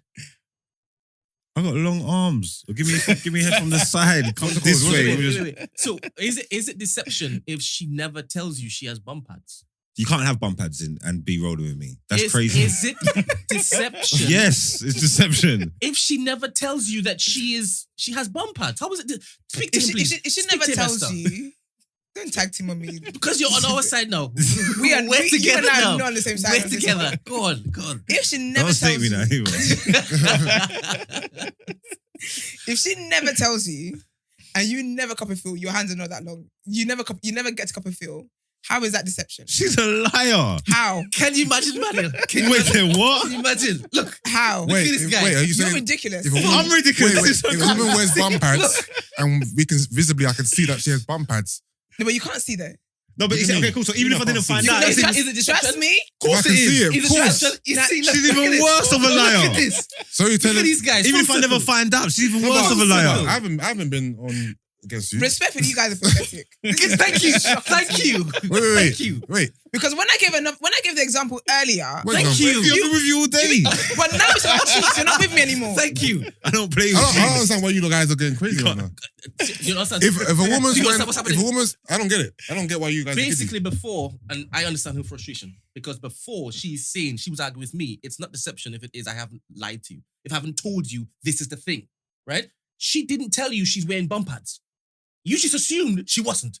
So when you've now felt it, wait a minute, you've deceived me. When did she tell you she was real back then? You're just silent now. I'm so confused to what you guys are talking about. Because basically, when I said what I said earlier, he agreed with me and said it's not deception. Okay. But now, when bum pads are now involved, now makeup's different. Go away. I'm done. Let me tell you why makeup's different. Because remember, because no, 1 second, it's not always the extreme cases with the contour and all that, yeah. There's certain cases in makeup, yeah, where you are just enhancing yourself, where it's just like, makeup's different. Putting a whole big bum but you know what on your bum that weren't there is deception. Let me That's like burst me the walking around with So it's him y'all should be laughing at. No, wait, we're not laughing at you, we're laughing at him. Oh. Explain let me burst the bubble, Why are you not laughing? Explain No, we're laughing how at is him. deception, please. Explain. How is she deceiving you? Tell Because me. you know what it is, you're not deceiving because you haven't told me that you've got implants in and I haven't touched them. Like, in my mind, this is what you look like. Exactly. How is that deceiving? Because in my mind, this is what you look like. But in reality, it's not. Yeah, but I'm not deceiving you. Look at this guy. Look at this guy. Because in the same way, okay, can I answer your question about bum pads? Trust me, there are a lot of girls that you you genuinely believe the bum is real, they're wearing bum pads. If a girl was shaped, like this, put on a bum pad and shaped like this, how is that not deception? But you've never seen me looking like a ruler. You've only ever seen me with a bum. You, the person wearing it, you know you are deceiving people who are I'm not deceiving anybody. I'm wearing it because I want to look good in my dress. No, but that's nothing like makeup. You're pretending to have a bum. Sliding on a dress thing that's got a big bum on it. Is that makeup? I do have a bum when I wear this. You think they're the same? What? You're literally donning something on your form that isn't what you normally have. But I gave you an example of the muscular bodysuit though, which is the same thing. Yeah, but if I don't know, when you said to me he takes it off, I see him take it off. That's wild. The thing is, if you're a muscle man, whenever I see you, and I've never seen, like you haven't told me, I haven't asked you, I haven't felt it to see that it's cushiony. Your birthday's in 1 week. How are you? Yeah, my birthday's in 1 week. How do you know? Got message. Oh, that's cute. How do you know that? Don't come and argue with me next week Tuesday. What do? Do you know what I mean? How do you know that you're not deceiving me?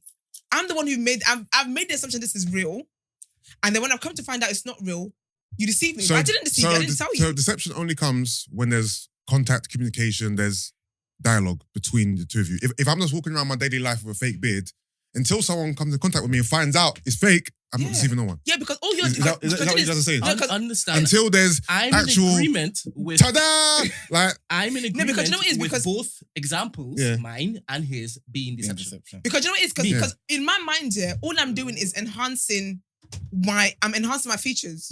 When I went to Nigeria for the wedding, hella girls are wearing bum pads. I didn't even know. I was in the same room as girls who were wearing bum pads. When we're derobing, I'm like, oh. But my thing is this. But the thing is, for them, they were because they were like, oh, do you know what? I want to look nicer in this dress. Yeah. They're not deceiving me. They're just enhancing their features. I think deception in this conversation is talking about disparity, innit? If you've got a bit of a bum and you put on bum pads to give us a bit more of a bum, no one's going to really care. But if you're going from a complete flatness to that's still not deception. A rotunda. With the cosmetic thing, it's enhancing. Me putting on, even as a man, me getting a pen, and drawing on my hairline, on an aesthetic thing, is totally different to jumping in a suit that gives me biceps, bro. Like, okay, is the difference the effort? Maybe just the whole content, the whole mindset behind it. Like ready-made shorts with cheeks on them, stepping into it and pulling it up, and is totally different to foundation. They make them as knickers these days. Well, there you go. That's totally different. Yeah, I think let's look at these things individually. They're two different things. I think the makeup takes a long process. Yeah, I don't see it as different. I think it's just easier to basically slip it on. But it's still, you're putting something over the form in which it is that you were born in. That's how I see it. Do you know what I think? Yeah, I just think that if deception lies in the eyes of the beholder, if If I'm just wearing it to enhance my features, I'm not deceiving you.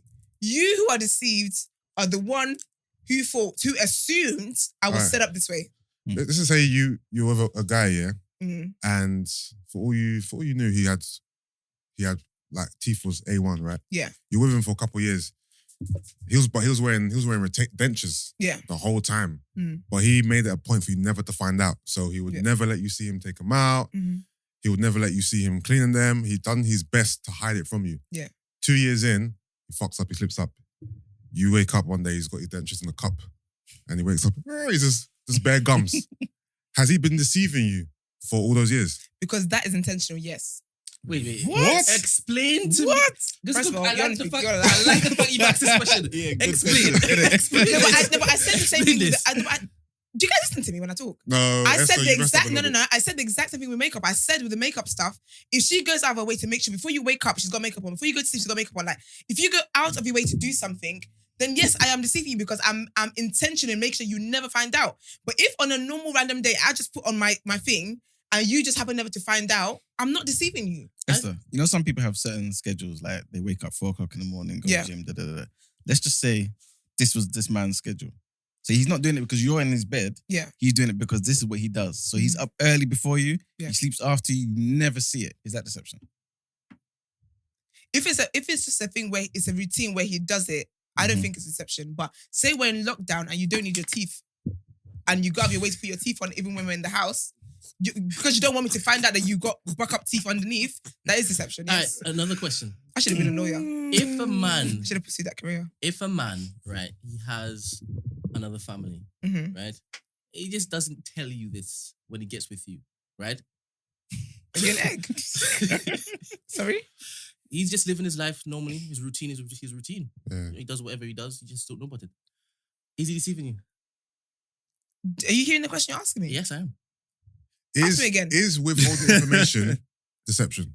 Is a man that I think I'm in a monogamous relationship with, but he's a polygamist? You think this man is that deception? That you think? No, that I would have discussed with that I am in a monogamous relationship with. Yes. Right. I don't ever assume no one has a girlfriend. Guys move to me and I ask them, are you married? Do you have a girlfriend? Is there any girl that thinks she's your wife or your girlfriend? What are you talking about? But also, when you meet a guy, you assume that his beard is real, his teeth are real, his muscles are real. You don't think these things are fake, innit? When you find out they're fake, that's deception. No. It is deception. It's not, because he was just doing stuff to enhance himself. How about if it is that you meet a trans man? I was going to take it. What's your problem? What is your problem? No. Don't nod. No. Everything is man. Everything is man. Everything. No, I think it's a good example. Oh, of course. Everything. I'm going to plead the fifth. Can we do that in the UK?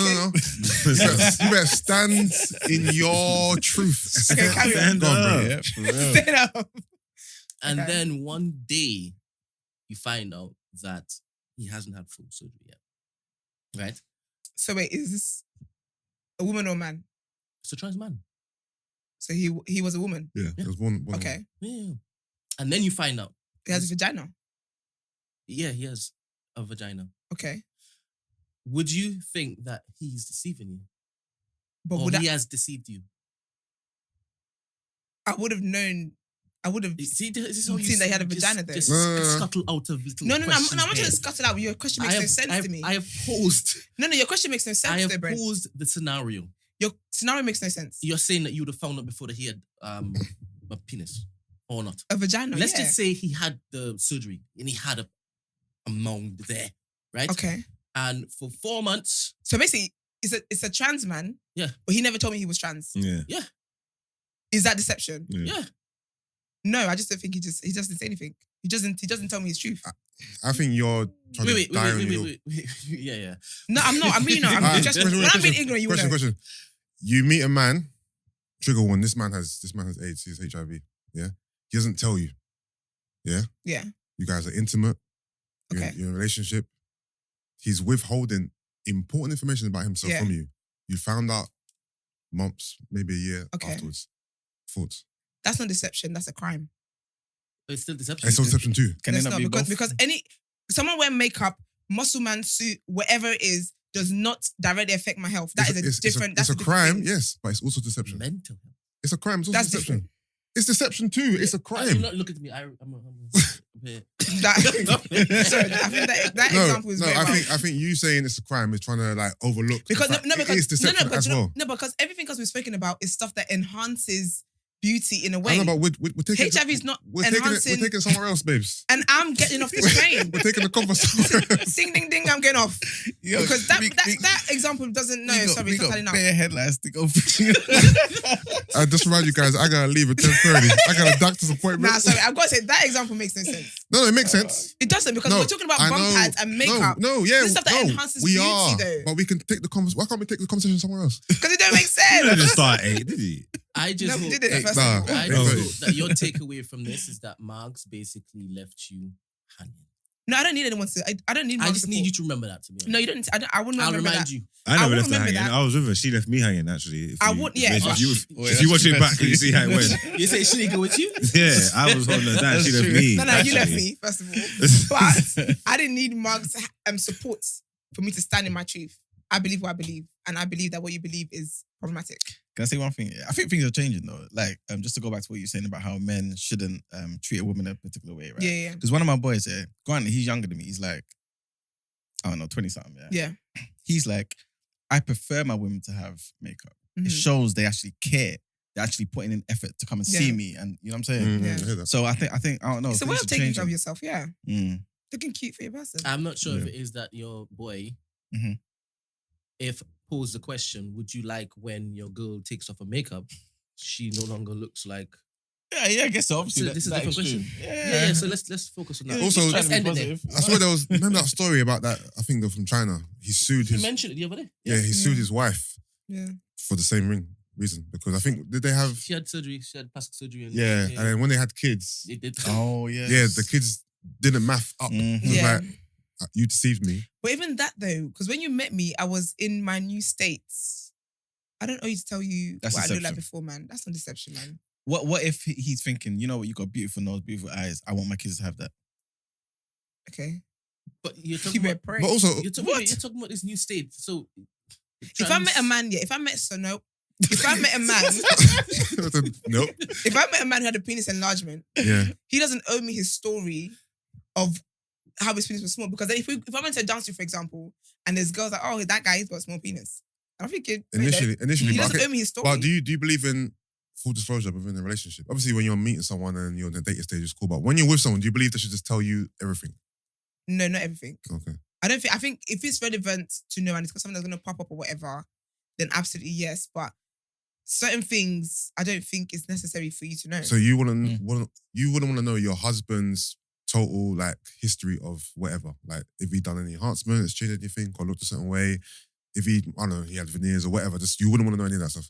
I think if it came up in like a medical situation, I would ask, but I typically wouldn't. I think we would have, if we have conversations about stuff like that and then you don't tell me, that you purposely don't tell me that you've done this, then I would say that can be deception. But if, for example, we're talking about, if I've had like my breast done or whatever, and we're having a proper conversation about like all the cosmetic surgery, and the window is there for me to tell you, oh yeah, do you know I did that on my procedure went like blah blah, and I didn't, then I can see how that's me in a way lying because I didn't tell you something that is clear. But if it's like we're just having pancakes, you all that time, you didn't know you done your breast, boy. Big up your surgeon, boy. That's crazy. That's true too. So, yeah. All right, let's go around the room. Final take. One sentence. How's that? How's what? Oh, final sentence. Yeah. Let's round it up. So basically, if it's about trans people, you need to stop. No. I don't understand. I appreciate women in their natural form, and I encourage them to basically feel confident in that. Yeah. Whatever they want to garnish on their body or person after the fact, I'm going to be appreciative of it because I actually know what it is she looks like. Yeah. Without it, that's my final thought. Lovely. My final thought is that I appreciate women who wear makeup. I appreciate women who don't wear makeup. Do whatever you want to do. Do what makes you feel comfortable. Yeah. Do whatever makes you feel happy. Yeah. My only issue with makeup is when it gets to my clothes, and my pillowcase. You only stop hugging people so tight. And my car. Because we try. And all my stuff. I've been finding makeup everywhere. What? I don't know, man. I think we need to just let go of all these funny beauty standards and things that people want to adhere to because nobody looks like what they do in real life for the most part. Obviously, me. You mean women? Men and women. Men and women. Don't you dare. Yeah, men and This women. is not you. No, presenting obviously. it? No, me. I'm different as Who are you well. presenting us today?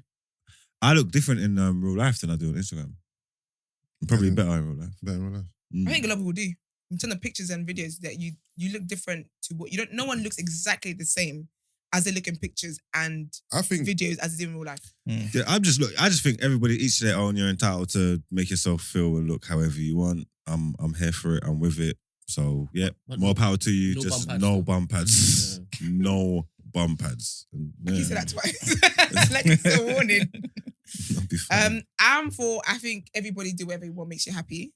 I think women, if you want to wear the makeup. You're artistic with it. The schools are doing well. If you don't want to wear makeup, that's fine. If you want to have natural hair, have natural hair. If you don't want to have natural hair, you want to wear wigs, that's fine. But the most important message, don't let men shame you for stuff that you enjoy. And I do agree with her that makeup is an art. It is an art. I think it can be an art. It can be. Yeah, it can be art, I don't no. know why you think every single woman is going This is an out art. looking to You be can't draw an artists. eyebrow. You can't draw an eyebrow. Makeup is drawing I don't want to. sometimes. Yeah. Exactly, because you're not artistic in that regard. Amen. I think nothing's more important in this life than self-belief and confidence. If certain enhancements can give you confidence, all good to you. But if obviously you're trying to get into a particular place based on that particular thing and someone wants you for that particular thing, then, and it's not there, then I think that can be an issue. And I think we should be open to allowing that person to be annoyed if that's the case, in the same way, you know what I mean, you can be happy if the opposite. Right. Yeah. 1 hour later. Goodness me. It's about cut down some of these stories. Man. First of all, you came here late. You got No, time. I'll stay to the end. I'm cool. Don't worry about me. All right, let's get into our next headlines. It's just trying to get the point of the reason why this shit is so long. So the Met didn't do shit to Boris Johnson over the PartyGate scandal, as we expected.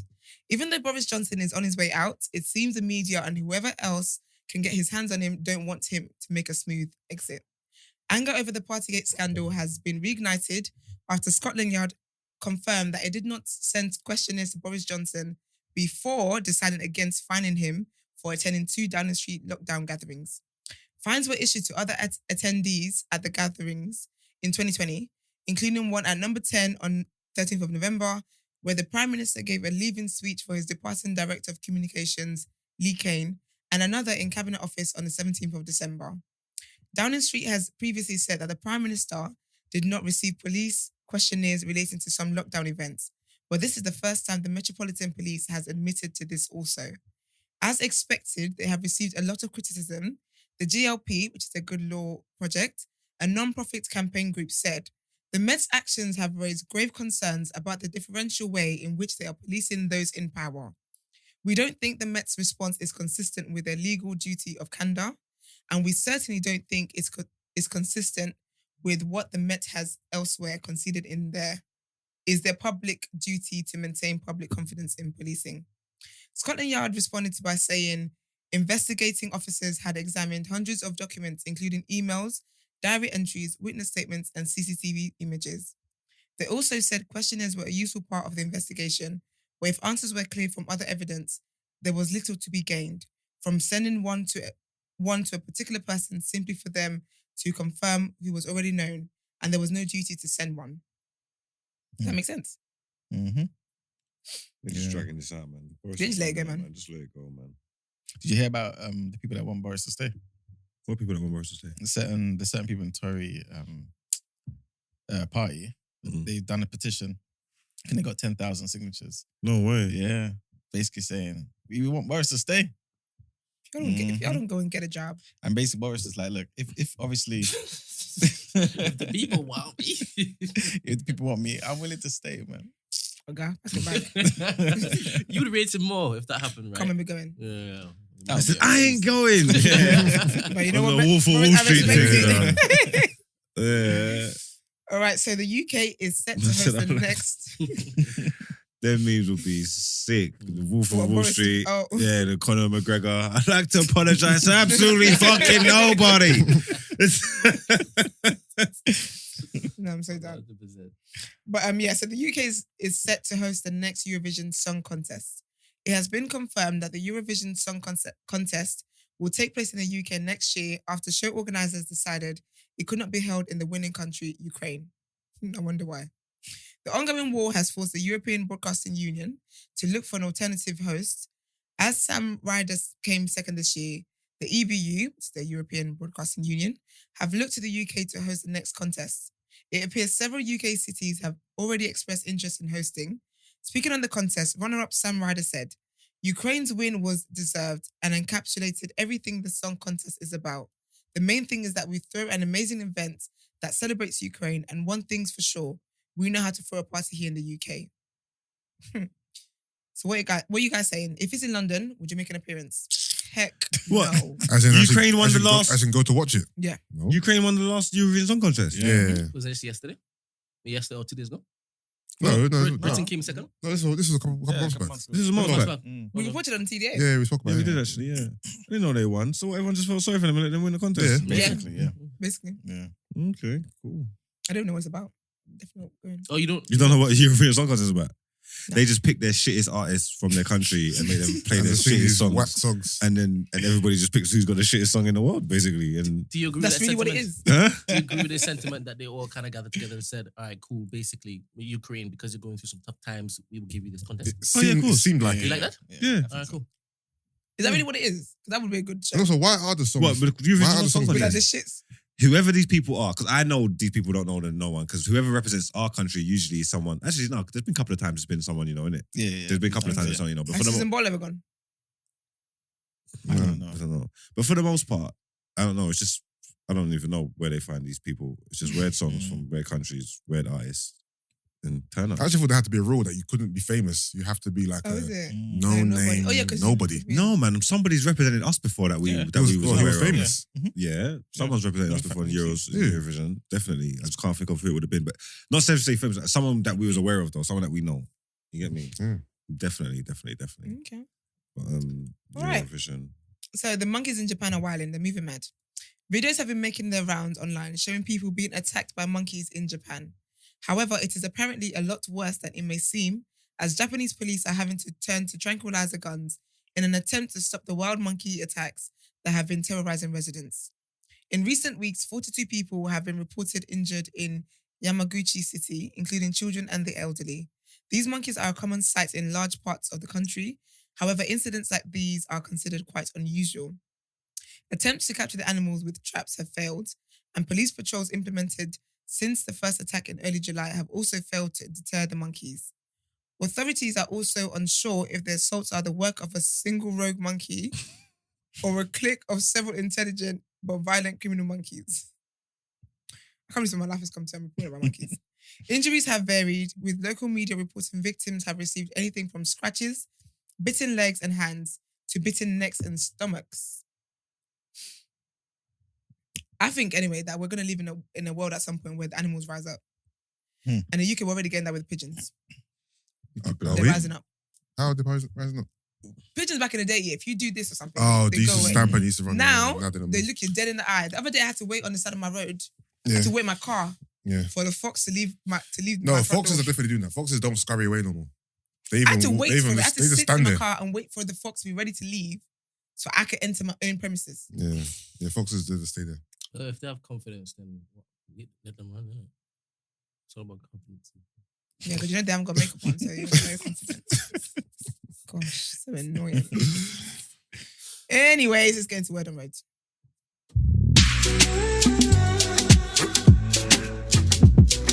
So Brent has got a little clip to play for us. It's about notes and what happened with Addison Lee. It's single, by the way.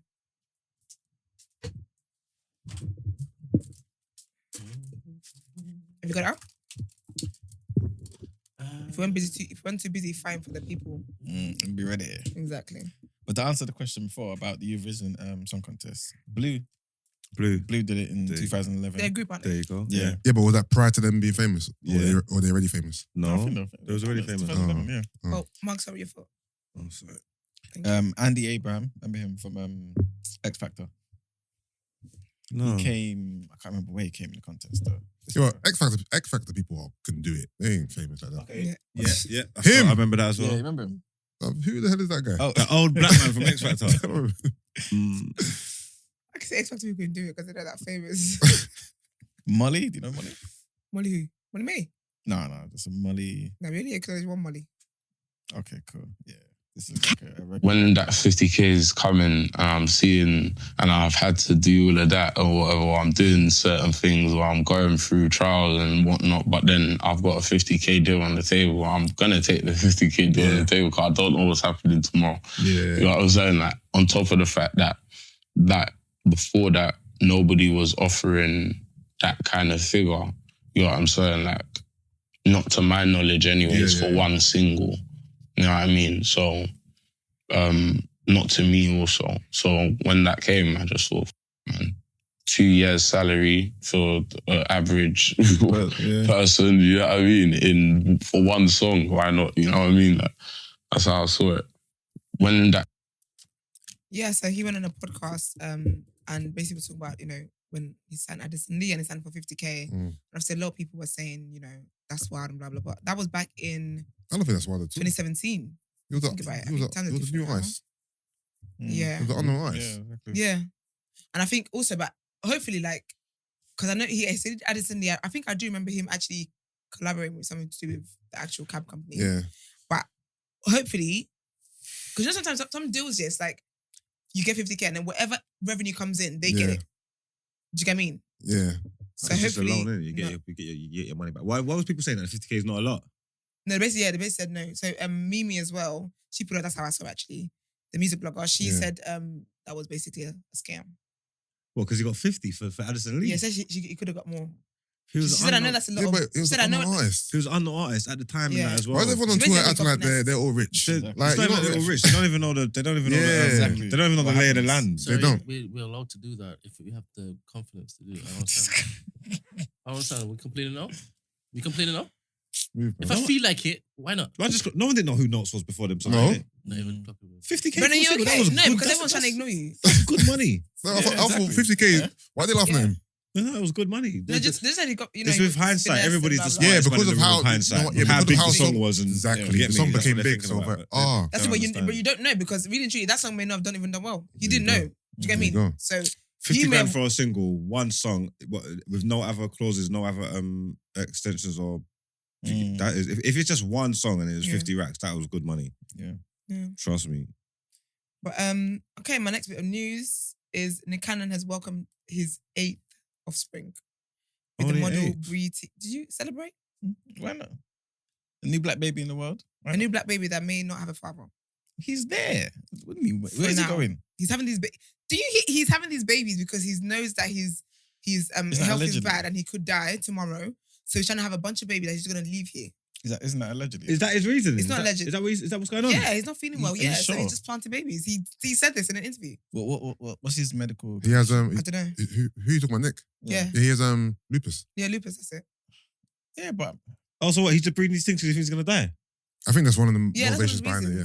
Yeah, because he's not going to be here. Oh, he's cold. But you don't. By the way, you don't have to defend this. By the way, it's no, okay. I know, but I'm just trying to. No, I respect it because I thought he was just a madman. But now I know what he's doing. I hear him, man. Keep going, Nick, man. Nothing would be better if he was a madman. You can't be having children that you're not going to be there for. He's got enough money, man. He's going to set up trust funds and that. He's calm, man. Money does not deal with emotional needs that children have. No, but it helps. Sorry, wait. I just clocked. No, I'm on your side. I'm here with Surprise, surprise. Watch me land. So she just said that it's irresponsible for him to basically just be like breeding kids and then just effing off, right? Right? Right. That's what she said. That's what she said. Do you remember the dilemma you posed to me where gun to my head, gun to my son's Oh, head, yes. and you said you would leap off the cliff and leave your children. Yeah. To be honest, he's been consistent. Abandoning his children, basically. Yeah, I just said that was all right. I said it's cool. Yeah. What was the question? So basically, Mark said he likes to abandon his children. Why? Leave them to the world. Well, there's a scenario where you're all in danger. You'll leave them. I said if someone he would jump off a cliff. I said if you was at the edge of a cliff, Yeah. you and your child, son, daughter, whatever it may be, Yeah. someone's got a gun pointing at both of you. Yeah. I said, jump now or the child shooting the child. Yeah. And I'm saying in my scenario, this is guaranteed. If you jump, the child's going to be totally fine. Yeah. Do you jump or do you not? Yeah, I jump. Wait. He's not. He said he lets the child get shot in the head. Yeah, but that's on brand. Thank you. But listen. If you jump, you're guaranteed to die. Yeah. But my child guarantees to live. Yes. And the rest of your children also are abandoned. Yeah, but I have to because this child, I don't want this child to die. You have to basically save one child so that the rest in the heat of the moment. But the other ones are not dying. They're just not having a father. That's worse than death. Yeah, but I don't want the child who's there to die. You're right. Don't listen to it. So you okay with you okay with leaving your missus to be a single mother of 5 children? To save one of my kids' life, yes. All right, cool. There we go. And to the next word on the road. Yeah. So basically, he's on brand, basically. So when you say that Nick is doing what he's doing, Mags will also be joining that particular... yeah. Oh, I could hear that. If they told me like I had a year left, that could be my mission. I could hear that. Yeah, bringing children into the world in which it is that they're not going to have their father and they're not going to have the Cudi. Yeah, cool. Especially if I've got the money like Nick to leave for them. Yeah, fend it for themselves. Interesting. Obviously, I'm going to make sure these are going to be good mothers. You get me? So they're going to have... Oh, there's going to be more than one? Of course. Yeah, he hasn't got, if he's got 1 year, he ain't got enough time. It's going to take 9 months. That one you can't do. Right. I might not even see some of these babies. No, this is also what you believe that you should be doing. No. Yes, because there could be one on the way. When you jump off the cliff to save one, there could be one on the... It's not even your favorite. It's not even your favorite. That's the question. You got 5 children, right? Yeah. And this one is a bastard. Like, he's always calling you. He's calling you Yusuf. I'm like, put your gun away. I'll do it, mate. I'm playing. No. I'll still save my child's life. Just imagine if it is. Nah, it's a bit. Nah, I shouldn't have that question. I'll save my child's life. Just because he's a nuisance doesn't mean I don't love him. Let me joke about kids on the here. Do you think? Actually, so this episode's gonna be all our asses. See, whatever you want to say. No, I was gonna say, do you think your father would choose to jump off a cliff? Or save me? Dude, I think my dad would have kicked me in my back. Be gone, son. You don't listen to me anyway. Yeah, I don't know if my dad would have done that. Oh, your father wouldn't have jumped? I don't think so, man. He was having too much fun, man. He was outside. I think he would have had more things to do. That's a good question, though. No, I don't think my dad would have saved me. I feel like he would have had other stuff to do. I don't think he would have saved me. 100%. Like, some children are absolute demons. No, I'm not even a demon, but I don't think he would have saved me. That's wild. But you would have liked the fact he jumped off the cliff, though. Why? I'm asking. Oh, to save my life? Yeah, of course. No. The fact he's no longer going to come home. You're a menace. I'm actually in shock. I can't believe this is gone. Dad, if you listen to this, this is all Brent.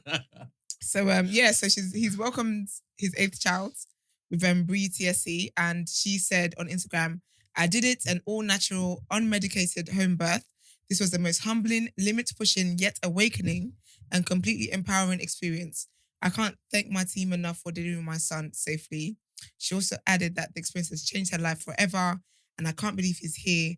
And she said, I can't have asked for a more amazing and supportive partner. Daddy showed the F up for us. I couldn't have done it without you. And yes, cute stuff. So this is the 8th one. And congratulations to them. Congrats. My last bit of news is Kid Cudi people were pissing him off over the weekend at Rolling Loud. So you guys will know, so basically Kanye was meant to be at Rolling Loud, and for some reason he just dropped out, same way he did with Coachella, he just dropped out. And so they replaced him with Kid Cudi. Kid Cudi goes on stage, whatever, trying to perform. People are throwing things at him. So he's like, if you guys throw one more thing at me, I'm walking off. Because you can't be doing this. And guess what they did? Lo and behold. They threw one more thing at him, and guess what he did? He walked off. Was that far into his set, or was that at the beginning? It wasn't far into the set. So it wasn't, because I think also what's been alleged is that basically Kanye showed up at Lil Durk's set. So basically, and then when he was walking off, the people were chanting Kanye and stuff. So the people just wanted Kanye, and it was Kid Cudi on there, and they just didn't like it, and but then Kanye was on Lil Durk's set. So okay, Why did you do I'll that? be honest, Kid Cudi is not an adequate replacement for Kanye West. Yeah. He's not, but Kanye is annoying because you said you can't make it. But he was there. But then you performed with someone else. They're beefing though. Yeah, they're beefing. Who, Ronnie Loud and thingy? No. Kanye and Cudi. Yeah, but Cudi only got the job because Kanye dropped out. Yeah, but they're still beefing. But the beef plays into maybe the way the fans were treating Cudi, innit? Because he replaced Kanye and they would rather see Kanye than Cudi. And because Kanye is vexed with Cudi, they're like, because we're Kanye fans, we're gonna pelt you with. Yeah, that's true. That makes sense. Yeah. But then that's why I think these things that then people would have like researchers. Oh, because shouldn't you have known? They know. You would have known. They knew. In this, like, everyone knows they have beef. To replace Cudi with Kanye, it was an intentional move. Yeah. I did not know they had beef. But to be fair, at least Cudi got his money. I mean, it was embarrassing, but you got paid for it. So there's that. Yeah. Well, that is all there is from me. Sorry, guys. I know this is my first day back.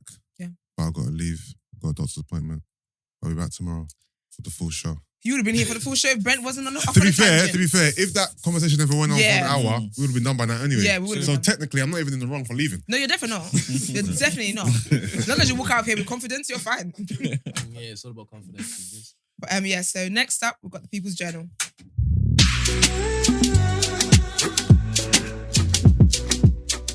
Okay, so welcome to the People's Journal. I'll give you some economic news. First thing, obviously I'm going to be short and sweet and whatnot. Amazon Prime. Wait a minute. Did everyone participate in Prime Day? I didn't know about it What's until Prime after. Day? They have some super sale or something like this. Yeah, I missed every it. single year, around similar times. Especially on holiday. You could have told us about it. They have a couple, to be honest. I don't think it's just one. They have a couple. Prime Day is one, but then they also have what's the one in November? Cyber Monday? Thank you, that's the one. Cyber Monday, Black Friday, that whole Lightning weekend. deals, all sorts of things. Is that November though? Yes. No, I heard they took, so blessings. it hasn't happened yet. See later. There was Prime I heard Day- there Prime was Day's like one. Prime Day was all like Classic 60% off some stuff and all that. Yeah. Glad to be back. Sometimes it's more than that. So Prime Day is different.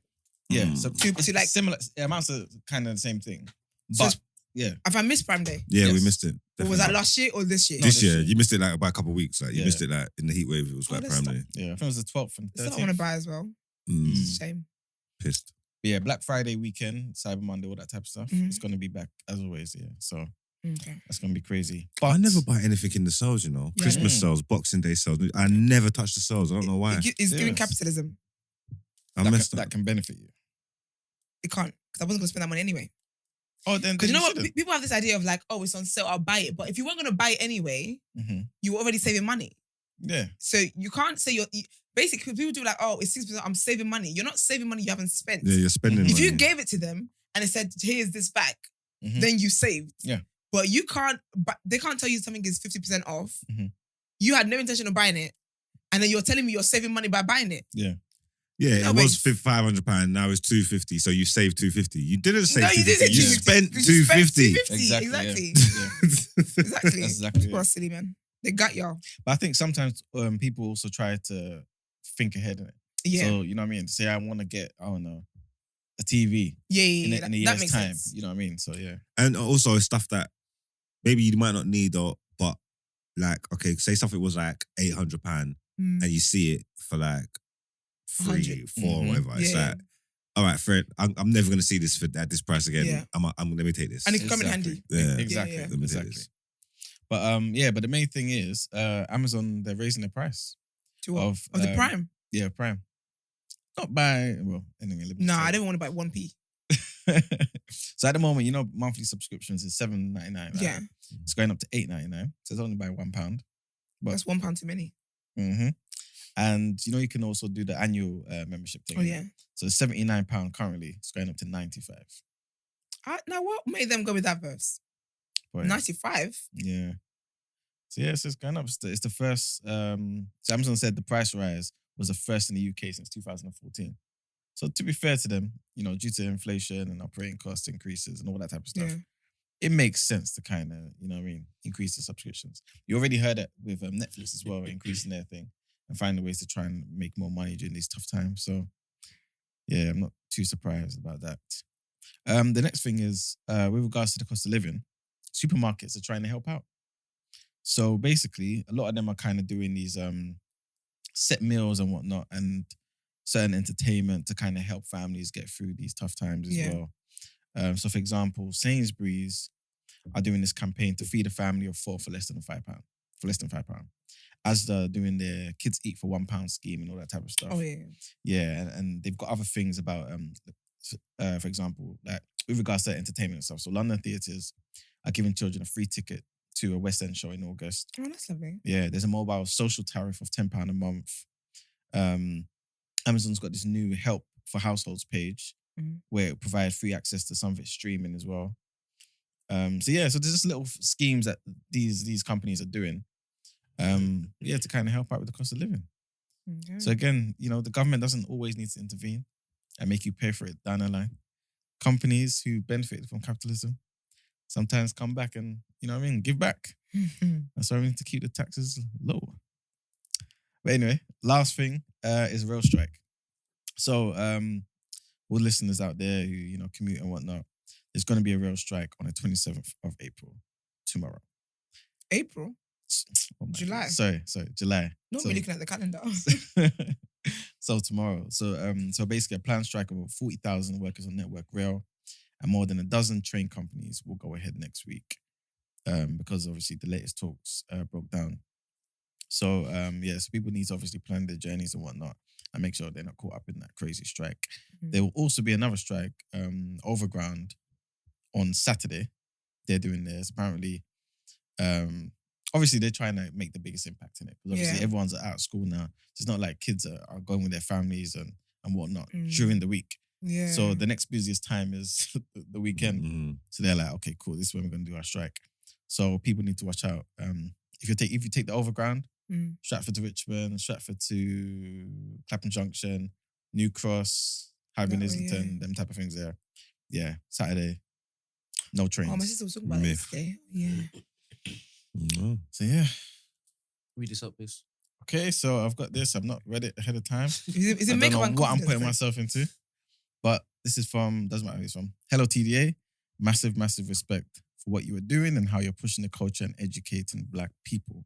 Thank you. My missus is a medic student and doesn't have the spare time to tune into the live and also watch all through the whole show whilst at placement and studying and, things of that nature.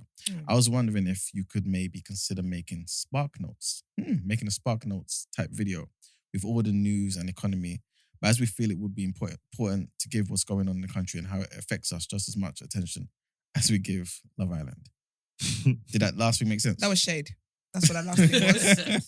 That was shade. I don't even know how we'll be doing them Love Island segments. Gun to my head.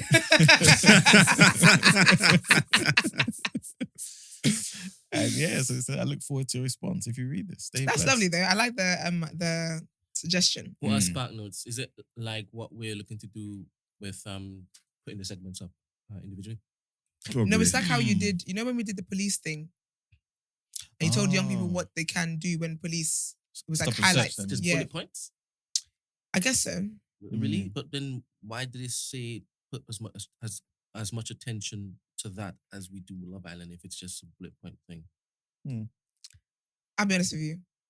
I don't think we can help this man. He probably, because obviously, look, the show comes up as one, The only other thing that we put on the page is a whole segment dedicated to Love Island. Yeah. So what he's trying to say is there could be... like Love Island, So the section, give it its own thing, let it come up. Thank you. But did it ask for it?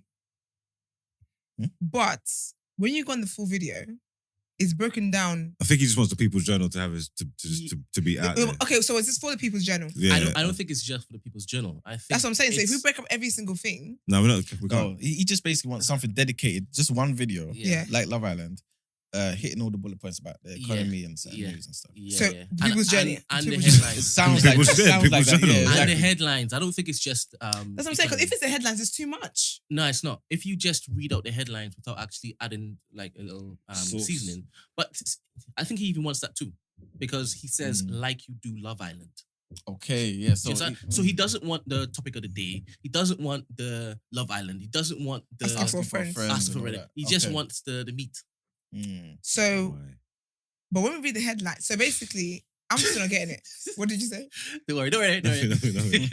First of all, let Marks answer for himself. Don't tell me don't worry. What if Mark's going to bring me on the joke? So, if we break, I don't get it.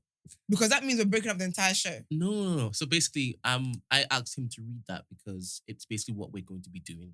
Okay. Yeah, I'm going to be putting out the segments as each of the segments are on YouTube, and people could decide to watch what they want to watch. Well, then with the headlines, would you do headlines or would you do the first headline, second headline? I'm going to... All together? Yeah. Okay. Fair enough. Thank you for writing that. We appreciate it. We appreciate you tuned in and giving us suggestions of how to be better. Also, you asked me for something and I asked you back for something and you're taking long. And you tried to put me up on it. And it's going to be your fault now. I asked you for something. Oh, sorry guys. This is just Mugs in his off-air thing on air. Because I thought this was about the dilemma. Yeah, you asked me for something. Yeah. And I said, yep, that's fine. Yeah. I can handle it. Yeah. And then you pulled me up about it and said, have you handled it? And I said, no. And then I messaged you and said, I need something to help your situation. And you haven't messaged me back. Oh, yeah. So I am fine with airing this because this guy... No, don't. I will. No, I don't want you to. He hasn't given me consent to air it. I haven't given you consent to air it. So... But it's songs right now that I am doing a disservice to our friendship. But I thought you didn't care what other people think because he doesn't think that. I didn't say that I didn't care about what my good friend thinks. No. But he doesn't. I don't like what he's doing right now. He doesn't think he's on air. He doesn't think. Well, why does it being on air matter? Yeah. You don't care. It doesn't matter. As a strong, confident man, king you are. Exactly. You don't care what the wider public thinks. So, but Marks does not think you're doing a disservice to his friendship. So understand, even if it wasn't on air, I would still rebuttal, right? Yeah. Because he said, I'm not going to spice this up. It's even more incumbent on me to basically respond. Not really. Yeah, it goes to the principle and the mindset. What's the principle? Because then if I let this slide, he'll be like, okay, what else? You don't know how he is. That's your interpretation. Because he didn't have to say anything. We wouldn't even talk about anything. He decided, Brent. But if you think about it, Brent, though, Brent, if you think about it, he's the last version of you. There's a lot you didn't have to say that you've said today. Oh, okay. So let's just let it go. Bygones with bygones. Okay. Let's go into the next segment. Okay. He's not going to press the button. He's not going to press the button. Let him go. He's not going to joke. This guy, he's gotten, I can speak in code, you don't have to know what it. He graduated and his parents gave him a gift of 6 months in Miami. Oh. And he found out a couple days ago.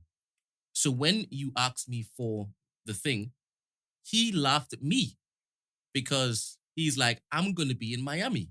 And I'm like, why are you laughing at me for? I don't need a job. When you come back from Miami, don't come to me. Okay. He his nose off. It's on the floor. He cut his nose off. This is the problem. I just don't like the fact that I've engaged you to basically do something for him, and this is what it is that he's done. So I haven't even responded to his message. Okay. Disgusted. And now I've got to reply. Now I've got to say forget because that guy told me that's as good as done. This is what I'm saying. I feel bad because I've put you in a position. I don't like that. It's fine. I'm glad you guys had your therapy session on air. And somehow that related to the economy. You had more to do.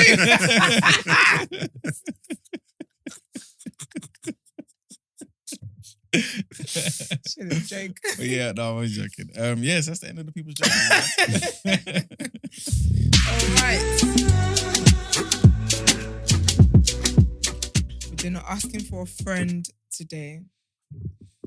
Mars, can you read this, please? Yes, we can. So, asking for a friend. Let's go. Love you guys.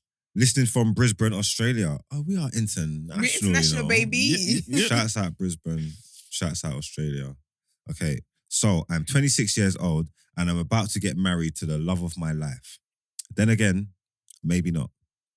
So basically, my missus went on a hen night and she ended up having sex with not one, but 2 of the strippers. Am I being childish reconsidering whether this woman is a woman I want as a partner and a mother to my children? Thanks in advance. Well, let's unpack this. Why's everyone quiet for? Bruh. You probably rate her more. Huh? You probably rate her more. A little bit. Yeah. I think Hindus. I think traditionally Hindus and stag do's were for these purposes. Yeah, last hurrah. Yeah, I feel like obviously not everybody's gonna indulge, everybody's gonna do that. But I think if you are gonna fuck up I think this is what better time than this is not. better time than not. This is why this is where you're afforded these things to lose your mind and do something mad. Yeah. You know what I'm trying to say? I think that might be a little bit on the wild side, but I'm guessing she's got a little bit of wildness in her that I don't think she was someone that was totally plain and vanilla and then you just would find out she fucked two strippers. She must have a little something in there, so you shouldn't be too surprised about it. How you find out would be important because if she came and told you, she took accountability. That's also big. Yep. You get me? So I mean, yeah. Does she need to tell you though? Isn't it a Hindu? Huh? Does she need to tell you? Are you gonna tell her what you do when you're stag? Well, no, but he found out now, innit? So how we found out is how we got the information is important, no? I'm not saying she needed to tell him, but how we got the information is important, no? No, but your mindset, would she need to tell you? I'd rather not know. I'd rather you go and have fun and do whatever you've done. If I found out, I'd rather, but if I found out, the information would have been better coming from you. Oh, so you want her to tell you that she... I don't want to. I'm saying if I found out, the information would have been better coming from you than what one of my brethren or someone else. It's like an unsaid rule to cheating, where if you cheat, you got to do everything in your power to make sure your partner doesn't find out. Yeah. Because they find out now, whilst they would have rather not know, the fact that they know now, it should have come from you. Yeah. If your boys find out when they come to tell you, would you have a problem with it? It's embarrassing, man. Is it embarrassing? Well, yeah, it is embarrassing. But don't they know what you present as? Yeah, but it doesn't matter what you present as. You're still if I present that, yeah, then it could be done in a way where you come to me and it's done in an open forum. Then no one can't come to me and tell me nothing. You can't come to me and tell me something that I don't know. Whether I present as that, whether I'm in a relationship that's open or I've got a girl that's free spirited or whatever it may be, if you can still come to me and give me information I don't know, then something's wrong because I'm open. So you wouldn't need to go behind my back to do that. So there's still something wrong. I do think that with people, like with hen nights, like I know that people think that, it's the last hurrah and stuff like that. But even during your hen night, you're still in a relationship. And it's still meant to be monogamous. So it's cheating. So basically cheated on him. And I think that if you can let this go and just class as, this is something she did on a wild night, blah, blah, and move forward with it, then that's fine. But if you move forward with it, you're moving forward with it, not to be bringing it up in the future and all that kind of stuff. You got to walk in that moving forward light. But however, if it's a problem where you actually can't move past this, then I wouldn't go ahead with the... Well, what did we want? She done something, she slipped up, yeah? You said that this is a woman slipped up twice. Yeah, well, it's the one night, so it's the one time. But this is... one night for crime. No, but I'm saying that, she's saying that, is this the type of woman I want to be with? I don't know, because like I said, did you like a freaky woman in the first place? Because she fucked the stripper, does that mean she's not capable of being a good mother? Yeah. Do you get what I'm trying to say? And even that as well, that's wild. So it's like, what do we want from people? Women's... I see someone yesterday. Someone friend asked the girl, what makes a good man? Said a man that doesn't cheat. I said, right, you set the bar really low, innit? It's not low because men cheat. What do you mean? You mean to tell me he could be punching up in the yard like Christopher Eubanks or teething money out of her purse or have no ambition whatsoever, but as long as he doesn't cheat, that's fine. That's fine. Of course not. Don't be dramatic. This bar is so low. There's so much. Trust me. You see, in relationships, yeah, there's so much more involved in them to them being successful. Yeah, than just that ownership thing that people she have. Should have definitely said more than not cheating. But when it comes to cheating, people are cheating at an alarming rate. That when you find a man who doesn't cheat, he's like finding a unicorn. In all honesty, so I feel like, of course, like it's more than that makes a good man. But the rate at which the men are at it in these streets, you find a man that doesn't cheat, you got a good one. So, Emmanuel, isn't like a Hindu or a stag night like a free pass? I don't think it is, No, I don't think it is. Because I think traditionally it is. Expected. I think traditionally it is, and people are trying to change it. Which tradition is this? Where do you get this receipts from? Where do you get receipts from? Traditionally, stag do's and hen do's. I'm not saying that's what you're supposed to do. I'm saying there are things that happen. I think over time, I would say that the last couple of decades, people have been trying to come out of those sentiments and trying to change it. And do you get what I'm trying to say? But them, they were like chaotic.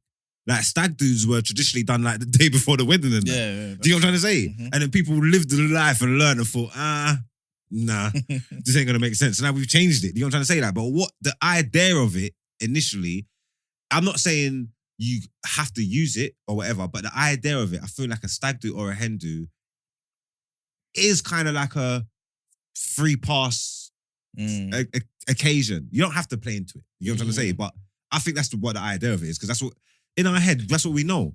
What is worse, like a workplace romance or workplace husband or wife, or a stag do that look like this? Is it what's worse? Yeah. The work wife, the work husband, the work You see them husband every day. is bad. Wow. So, Emmanuel, do you agree with that? Say again? If your wife to be basically slept with two Marxes, right? Not two Marxes. Marx like it was one night, so technically. And she basically had a work husband. Again, she didn't do anything nasty with his husband other than basically trust him, laugh at his jokes, relied on him, all that kind of thing. Relied on him? Yeah. You lay on a guy's chest. Nah, man, this is what I'm telling you, yeah. Some of these people, yeah, in these work relationships, yeah, they play the role properly. And I'm saying sometimes they might not even be sleeping with each other, but that's where they stop the line. But when they got, that is their boyfriend. But you know, like in work, that is their boyfriend and in work. It's crazy. And just if they have one too many shots at the Christmas party, that's it. Guess what's happening? All right, so you're saying that that's classified as an affair. That's an affair. And the quick two mugs is in the it's a one night stand. The hotel room is just a night you can forget. Basically, yeah, one night stand. Yeah. But basically, stag do. So you would allow your wife to get plowed out twice? Why are you gonna say plowed? Two mugs. Who, me? No, I'm talking Emmanuel. I have the cameraman. Oh, me? Yeah. No, of course not, man. All right, okay. Would you prefer that than the affair?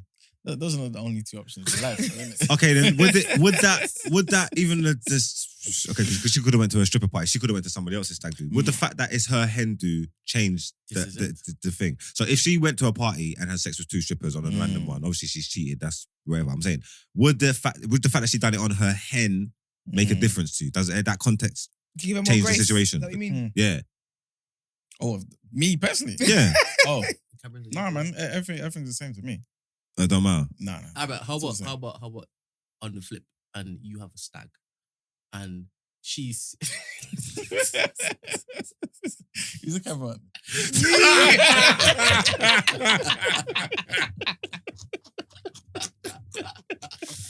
It's on you, pro-black activists. This camera on me? Is this camera on me? Provided that she doesn't find out, right?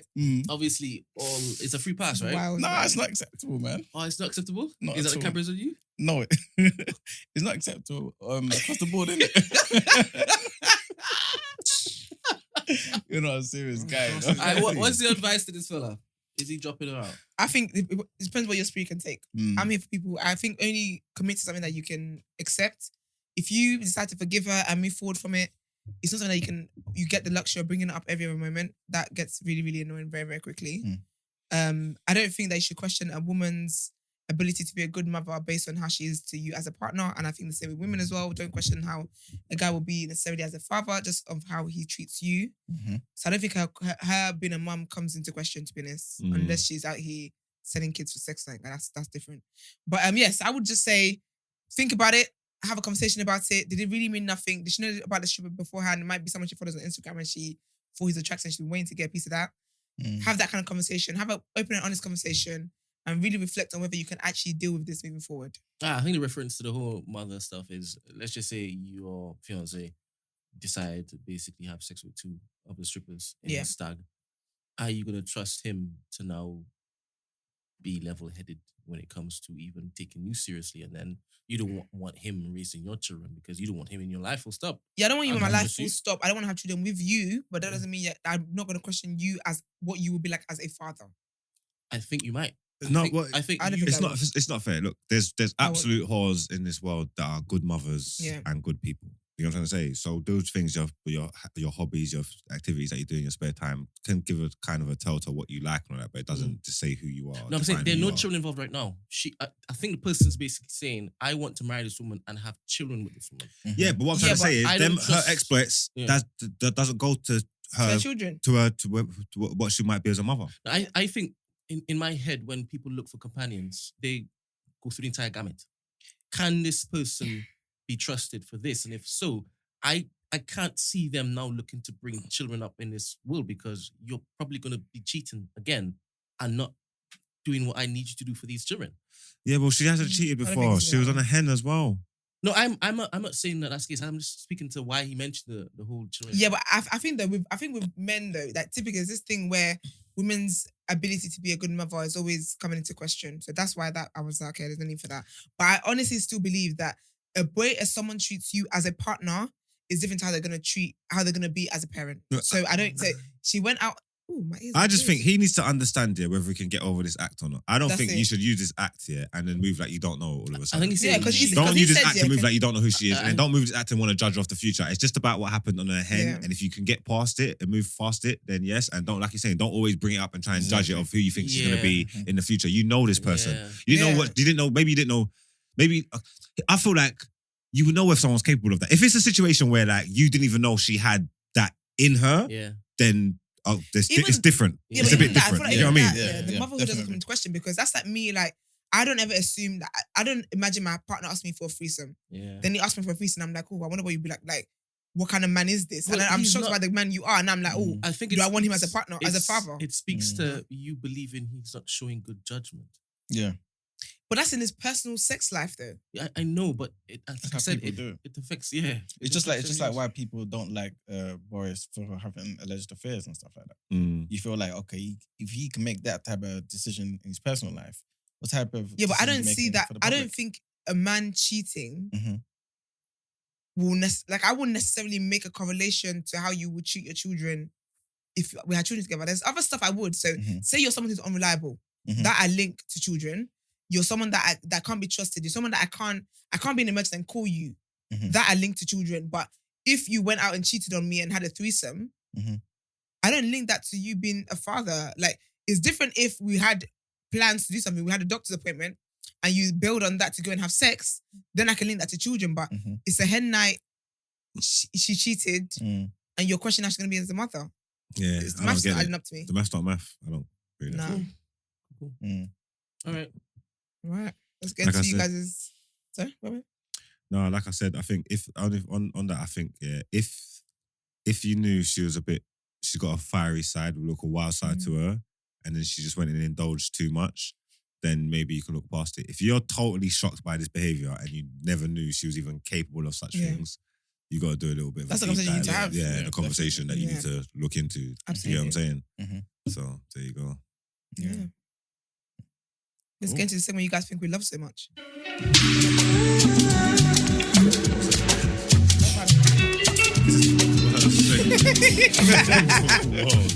Not according to these people. They think we're dying for it. Let me tell you, I'm gonna give you a disclaimer. It's not even a disclaimer. I said it yesterday. You told him yesterday. I told him yesterday, and by now he's not gonna learn. I mean what I say. I did not watch this show. Okay. Like, I am in a position where I understand that the burden is on me. I understand that because I was watching it last night. Then I fell asleep. See? Then I got a phone call and I was like, what was I doing? I was like, oh my gosh, Love Island's going on. Then I looked, it was left like 5 minutes left. I literally fell asleep in the first 15 minutes. And then I rewatched it. So it's bad, man. I was there. It wasn't even that late. What time would I got home from here, Brent? I got home I was on my bed about 10 o'clock. So that's not even like super late because I'm trying to sleep by midnight. I was on bed about 10 o'clock. I said, all right, cool. They put the Love Island on. I think I got to the first advert. Yeah. I never saw nothing. It's the ads for me. It's the ads. Like when the ads come on that I go out. Like, anyway, let's get into it. So let me tell you guys. And at this point, I don't need to watch it anymore because the day afters are just becoming like recaps for me. Yeah. You're going to give me everything. It's funny because it's meant to be a review session and it's now turned to a debrief. But I want to breeze through it. I mean, to be fair, by the looks of it, anyway, let me just not. It's proper supposed to be a review, innit? They get no review anymore. But you know what I love though? The listeners are still watching it and they're still leaving comments and letting us know their thoughts and all that kind of stuff. Yeah, they go off. Which is great. So we appreciate you guys, honestly. We really, really do. So you guys are technically like my co-hosts watching it with me. So let me just go quick. Damien India basically said the L word. Is it? Yeah, they love each other. But she kind of had to prompt it. I don't know, man. I have a thing where if I have to prompt something out of a guy, I don't think it's genuine. I don't think you meant it. So she basically was asking him stuff like, oh, like, have you ever been in love, basically? He's like, oh, I've loved. And she said, no, but in love, like being in love is a different kind of ball game, basically. And he was like, I don't know, I can't remember what he said. Basically, he has or whatever. But he was like, oh, have you ever felt like you want to say it to me? He was like, I felt like I want to say it to you. And she kind of just like that kind of awkward kind of laugh. And then he was like, yeah, he was like, but I do love you. And she was like, that's it again, kind of thing. Like, just kind of, you know how she gets all giddy or whatever. And she's like, yeah, I love you too. She's like, no, she's like, love you too. He was like, love me too. She's like, I love you too. And he's like, oh yeah. And it was kind of cute, whatever, blah, blah. But what was interesting though, after that scene, they were having a conversation about who's punching. It was Adam and Paige and Luca. And Luca started the conversation talking about, I can't remember what it... Punching? Yeah, like who's punching as in like... Punching above their weight. Punching above their weight, looks-wise. What does that mean? If your partner's better looking than you, then you're punching. Is it? Hold on. The girls didn't have makeup on, by the way, you egg. You can tell it's annoying. So annoying. But yeah, so yeah, they were having that conversation. So basically, the way the conversation started was a bit weird. I think Luca was saying something about like, oh, sorry, because I'm really hungry, sorry. He doesn't believe he's punching with Gemma. Okay. But I thought that what I heard was that he does believe he's punching with Gemma. Do you think he's punching? Yeah. Do you know why I say that? I would like to know. Because of them stupid random tattoos on his body. His tattoos, it's like stickers. You know when you were young and you had them stickers in like them sweets and stuff? And you put one up here, you put one down here, you put one here. That's what his tattoos are. And I think if the tattoos made sense and it was clean, it sounds very random, by the way, but because I see him shirtless all the time, that is what makes me think you're so childish. And it makes me think, yeah, he's punching. All right, so I'm going to leave this. No, you're already in it. Nah, go for it. Leave it, man. Yeah, I'll leave it. I'm really curious what he wants to say though. I want to know who else is punching. So yeah, but then he started saying basically that Paige is punching. Is it? Yeah. He said Paige is punching with Adam. But at the start, the way Paige was saying, Paige was like, she's like, I don't, because you know she's got insecurities or whatever. So she's like, I feel like she felt like she was punching. She's like, yeah, like, you know, I feel like she feels awkward when basically people address the fact that Adam is bare looking, like really, really good looking or whatever, and she's got him, basically. But it kind of turned to a thing where she kind of took offense. And she was a bit annoyed at the fact that Luca, because Luca, he was doing this whole thing, you know how we did with Tasha, where he's got a point, kind of like Brent, and he just sticks on that point and he just keeps banging on about the point. So he was doing the whole, that's what I said. He's doing the whole, like, Paige is punching to the point where, like, she then took offense to it. And she said, you know, I don't really care. Like, I'm done. Like, I don't care about this conversation. Kind of something that I would do. And then Adam was like, no, that's a bit rude kind of thing. And then she was like, no. Like, did you take offense to me saying that? It's just, yeah, because she basically said to Luca, you are punching. Like, Gemma's better looking than you. So I think because she said that to him, that's when he was like, yeah, but you're punching. So do you get me? So he did like a tit for tat. But the way he's landed was annoying to her because she's thinking, you asked me a genuine question. I've told you. You've taken offense to what I'm saying. And now... Do you get what I mean? So he didn't believe that he was... Sorry? Because I don't watch Love Island. So who is the couple that you see as the disparity between the punching is worse? Who is it out of all the couples? Like who's punching the most? Yeah. Which couple? Ooh. I would say Luca and Gemma, you know. Okay, so as in Luca is better looking than Gemma? Gemma's better looking than... Gemma's Michael Owen's daughter. I think she's better looking than him, but I'm not even just thinking just looks. I'm just thinking in everything. Just like Clark, because I don't know what background Luca comes from. So... Did you see the picture of him in his long hair? Yeah, it's terrible. That's the background. But how about the man looking better than the girl? That's fine. Oh, that's Adam. I would say that's Adam and Paige. Adam and Paige. So it's not that much of a gap though, because Paige is decent. It's not that much of a gap. Adam's more of his reputation, and obviously he's 6'5", and yeah, it's not like Paige is like meaty. It's not like actually. Yeah. It's just because they put Adam on this pedestal. It's not like she's Who would have the biggest I gap? would have to do old people. All right, cool. Who? Give me an old person. Old person will be Charlie. Who was Charlie trying to be with? Wasn't Danica? Or Ekin? Charlie and Ekin. No, forget about that, because that's a man that's finished, right? Yeah. Give me a man that's wavy. And a girl that's not all that. Yeah. Okay, so not in couples. In couples, but that's it. In couples, in the couples, there's no. I think the only person that would be Adam and Paige then. I think. Yeah. Because the boys ain't. The boys are shit. The difference is not that great. All right, cool. But the boys are shit. How about not in couples? There's only couples left. No, but like if we have to, pair random people, like, it would be like Adam being with Tasha. Oh, cool. Yeah, that would have mixed that. She would punch in. All right, cool. How about swinging? How about when she has makeup on? Regardless, mate. So even when she had makeup on, she didn't make up the difference. No, she ain't gonna make. No, if she was Adam, no, she wouldn't make up. So this way you're going with it. No, I'm just showing you that this exists in life. I know it exists. We do this every single day, but when it is I introduced it, you're pretending as though I'm the bad one. You are the bad one. I wasn't pretending. I went to every brain in my body. We've just detailed that we do this all the time. No, but your argument was very different, Brent. I really can't obviously get into it, but your argument was very different. It wasn't. It's exactly the same thing. And I also never said that I can't acknowledge the fact that there are men who are better looking than women or anything like that. This area of argument never came up in the conversation. We're talking about comparisons with who deserves to be with the other person because of their looks, right? Yeah. And then one putting on makeup, not even reaching the heights where it even makes sense still, right? This is what I was talking about. When I think about it though, maybe when they put on makeup, they do match Adam and Paige. Because Paige is a beautiful girl even without makeup. But when she dolls up and everything, I don't think the gap's that. The gap is like maybe like a point. Like 1 point.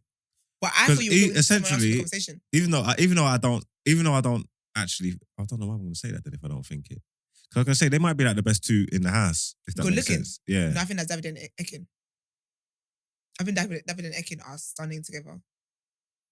But Adam thinks... Oh yeah, for us. Yeah. You mean as a couple or individually? No, I mean... individually, they're buff. As a couple, they look good together. But I was trying to say that maybe like as individuals, they're the two best individuals in the house. Adam and Paige, like for the girls and for the boys. For good looking wise? Yeah. No, I would say... Ekin will be the best. I'm saying I think that's the way they're perceived though. I'm not saying that's what it is, but in the house, I think that's the way they're perceived. But I think that's off his reputation because he's been there before. Like he's got that reputation. Like he's he's got that reputation anyway. So I think automatically the reason why they will come into that conversation is because his looks carries them into it. Yeah. Do you get what I mean?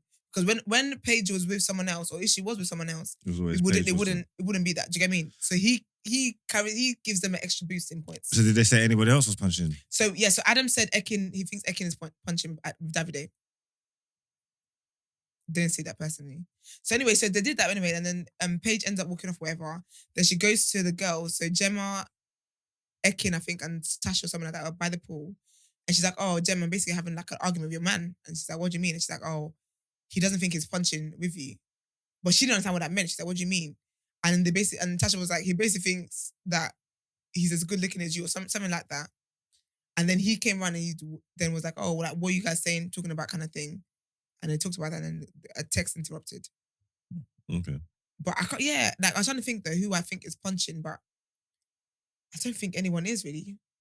I think Tasha and Andrew are on equal playing field. Yeah, they're both just wild lads. To be totally honest with you. And then I think Danica and Jamie as well. No, Danica's better than him.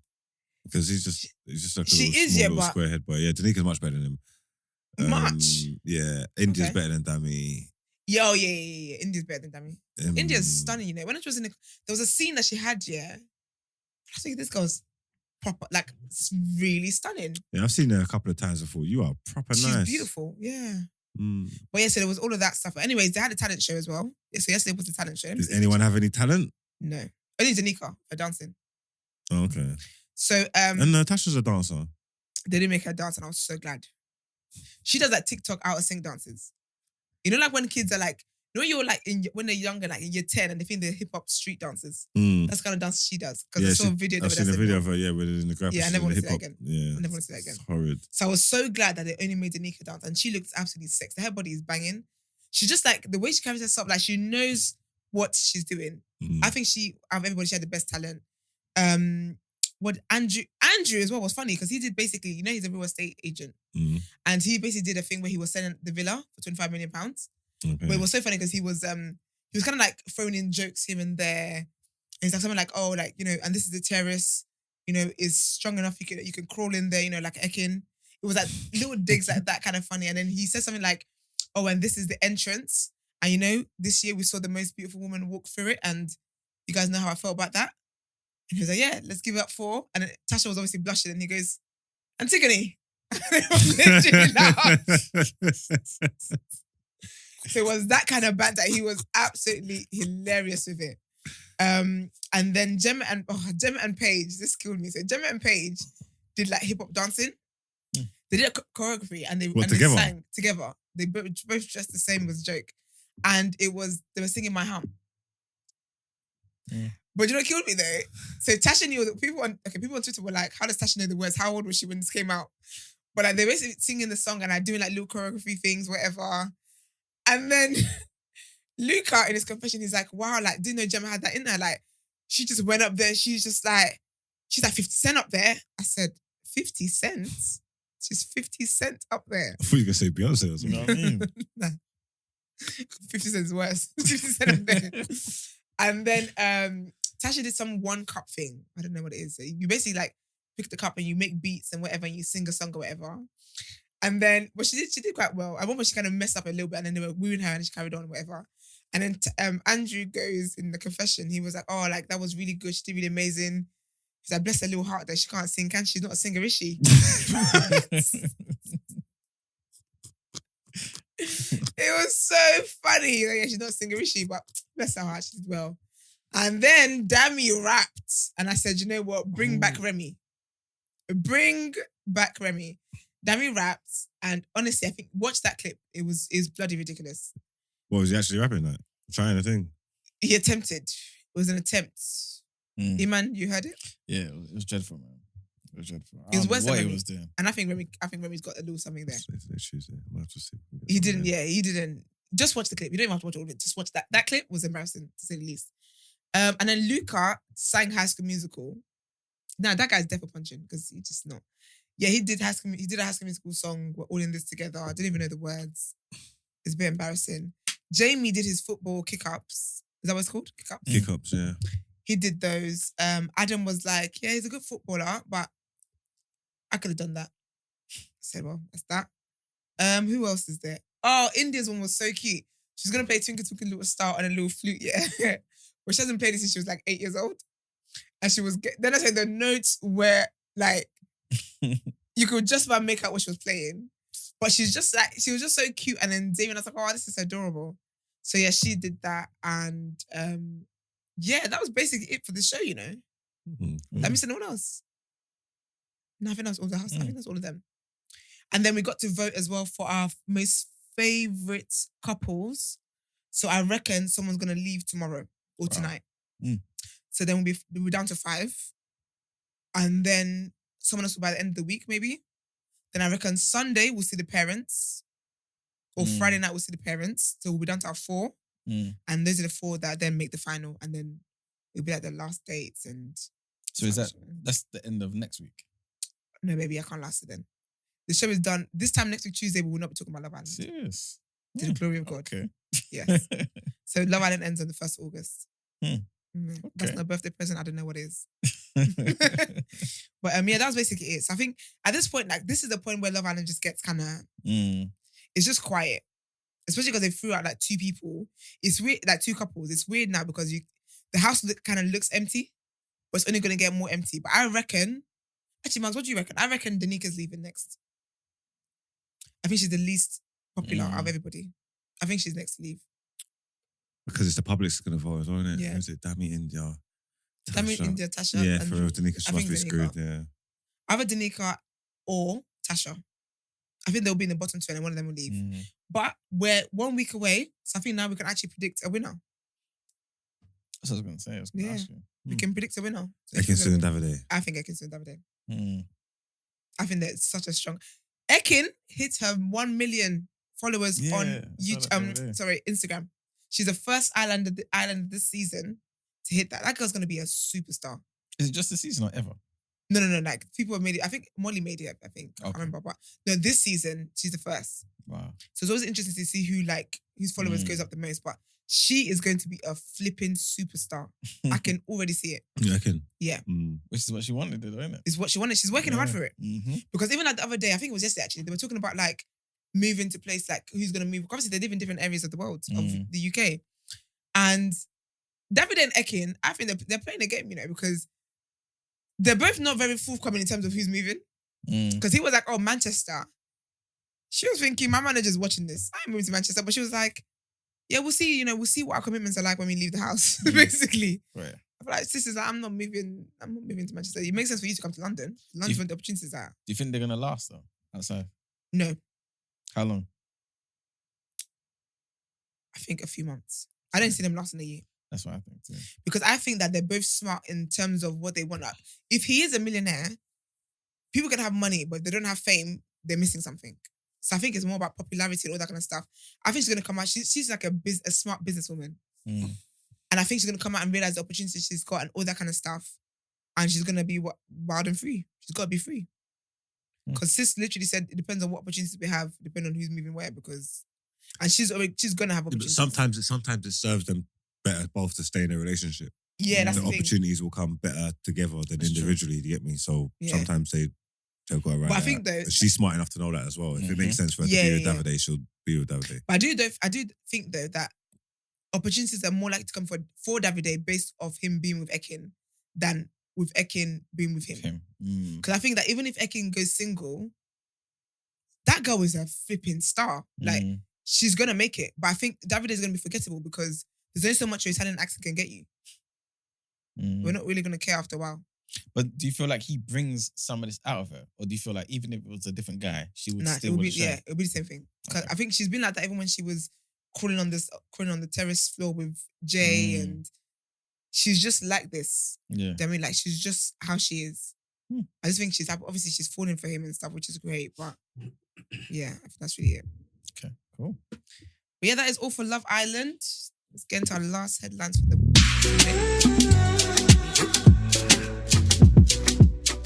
Okay.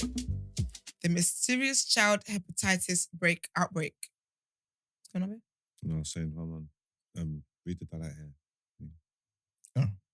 Go on, sorry. So yeah, so UK experts believe they have identified the cause of the recent spate. Is it spate or spat? That word. SPATE. Spate of mysterious liver problems affecting young children around the world.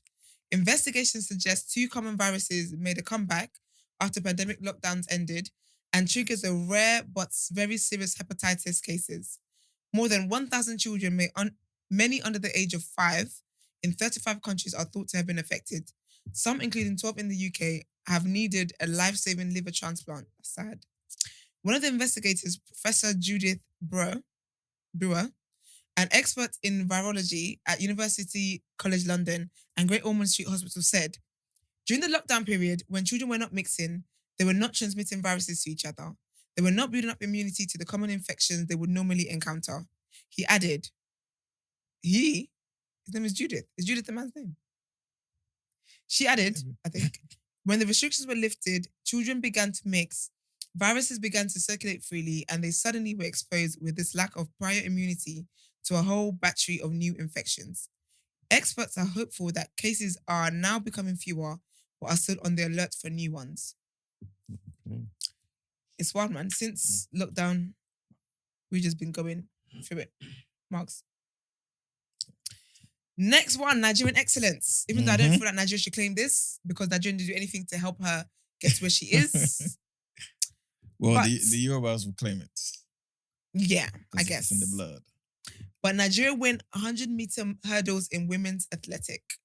Oluwatobiloba Ayomide Tobi Amusan broke the 100-meter hurdles world record, with a stunning semi-final time of 12.12 seconds before taking gold at the World Athletics Championships in Eugene, Oregon. The Nigerian 825 ran even faster in the final, but her 12.06 was ruled ineligible by an illegal tailwind. What's a tailwind? So like if the wind is too much and they're running, they're basically saying the wind helped them get as fast as that. So they don't count it. Tell the referee to come and do it. Let me see if the wind helps you. The previous record of 12.20 was set in 2016 by American Kendra Harrison. Jamaica's Brittany Anderson took silver, and Puerto Rico's Olympic champion Jasmine Camacho Quinn got bronze.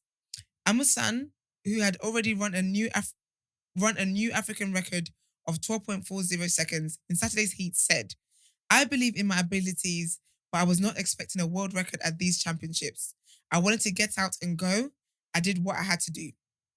Great Britain's Cindy Semba finished fourth in the semi-final won by Amusan, but qualified for the final with a British record of 12.50, beating sister Tiffany Porter's 2014 mark by 100th of a second. It was one of 4 national records, excluding Amusan's run in the semi-finals, with another 7 athletes equaling or breaking their personal bests. I'm proud of her, but this is why I appreciate Nigeria, because I think Nigeria needs to have things in place that nurtures and can see talents in these young people and helps them to nurture it and develop these things. It's such a shame because a lot of people that tend to make it have to leave the country to be able to make it, and then Nigeria is very happy to tag and be like, oh, the Nigerian. But what did you as a nation, as a government, do to help these people when they're back home? But congratulations to a queen.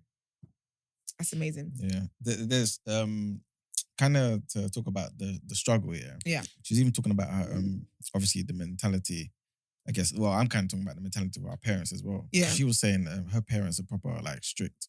They're like churchgoers and all that type of stuff. They wanted her to have a certain type of focus in school and whatnot. Yeah.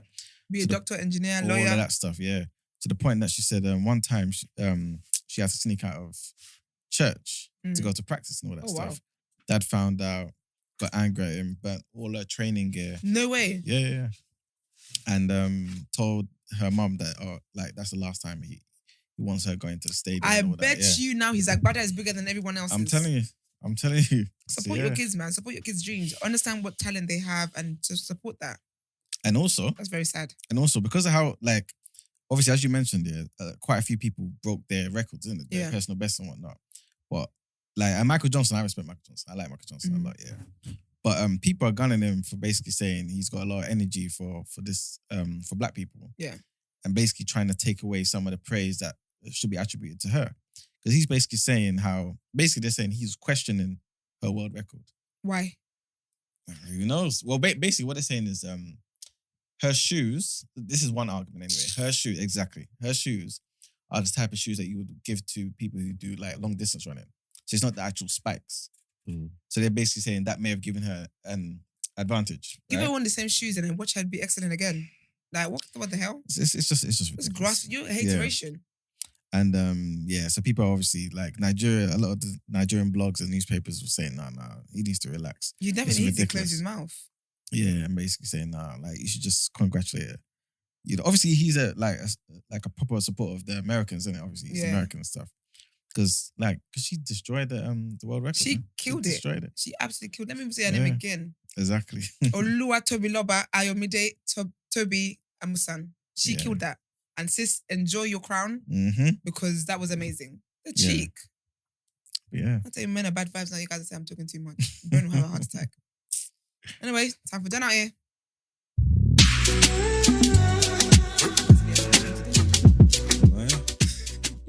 I never even had a link. I didn't think Dana Hair was going to be in the show today. I thought I was going to skip this one. But this is quick in and out, light-hearted stuff. This is funny still.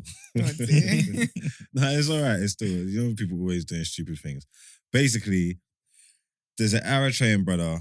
They don't know his name. They know him as LS. I don't know where they got those letters from, but they know him as LS. He made the journey from Eritrea, from East Africa, down to where France or whatever. Made the perilous channel crossing into England. Serious stuff for the immigrants. That's a serious journey. Anyway, he came here. Upon coming here and they found him, he told him he was a 17-year-old boy. Oh dear. You get me? Because I'm guessing for minors there's looser rules and stuff like that. Yeah, so as you do. Yeah, I'm 17. I'm 17. I'm just a baby boy. Trying to live my life. Trying to live my life, Let me in the country. You get me? So I don't even know how long he was here for. But while he was here and they're doing their due diligence and preying, my man, I think one of the officers said, let me just check Facebook quickly. Oh, no. Donnie's on Facebook. His wife blew him up. She posted wedding pictures. I know what Iman's going to say. Yeah. Because they're saying, look, yeah, when he said 17, yeah, it was a bit suspicious, yeah, because like he's got a really deep voice, yeah. Yeah, but who are they to discriminate? He's got a really deep voice and facial hair. So they're like, how old are you? He's like, 17, brother. You get me? And they're like, what? So then they found his wife posted pictures. They found wedding pictures, yeah. So then now they're ordering him, yeah, to send over his wedding certificate. They say, you have to send over your marriage certificate now. And the judge is saying, obviously, the marriage certificate is going to have his age on there. Mm-hmm. So he's going to be screwed. So we're waiting for that to unfold. As soon as the certificate comes, the jig's going to be up. The jig is already up. I bet they have him holding because he needs to run away. Come lie to you. He needs to do what Uncle London did. He nearly had it. I think it's Facebook's killing our people. You don't even understand that so many people still use Facebook. Yeah. Like, people think that no one uses it anymore because it's popping off over there. It is rife over there. There's a whole community using Facebook and they're baiting man up. So your wifey killed you, LS, man. Because you was nearly here. I think you would have been cool. But that's what happens when you get married, man. Hate to see it. They want to document that shit for some reason. It'd be your own wife. Be your own wife sometimes. Because you know how angry he's going to be when he's like, I was going there to make a better life for us and look what you've done. Look what you've done, yeah. Damn, fam. So it's a damn shame. I don't know, man. LS, man, you nearly made it. Hopefully you can bust the case. I don't know, but yeah, that's it. He's screwed. But you are done at it because that's just funny. That's why. There was a picture circulating of the man.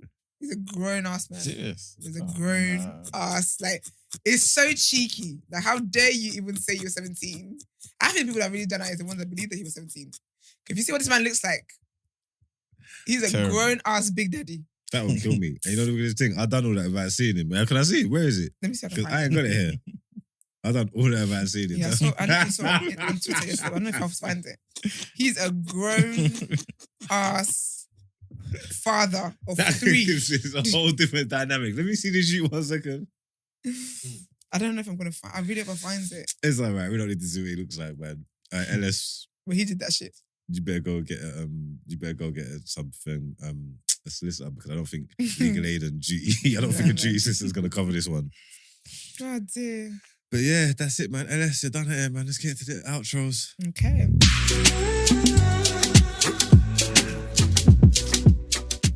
As always, thank you guys for tuning into our lovely, amazing show.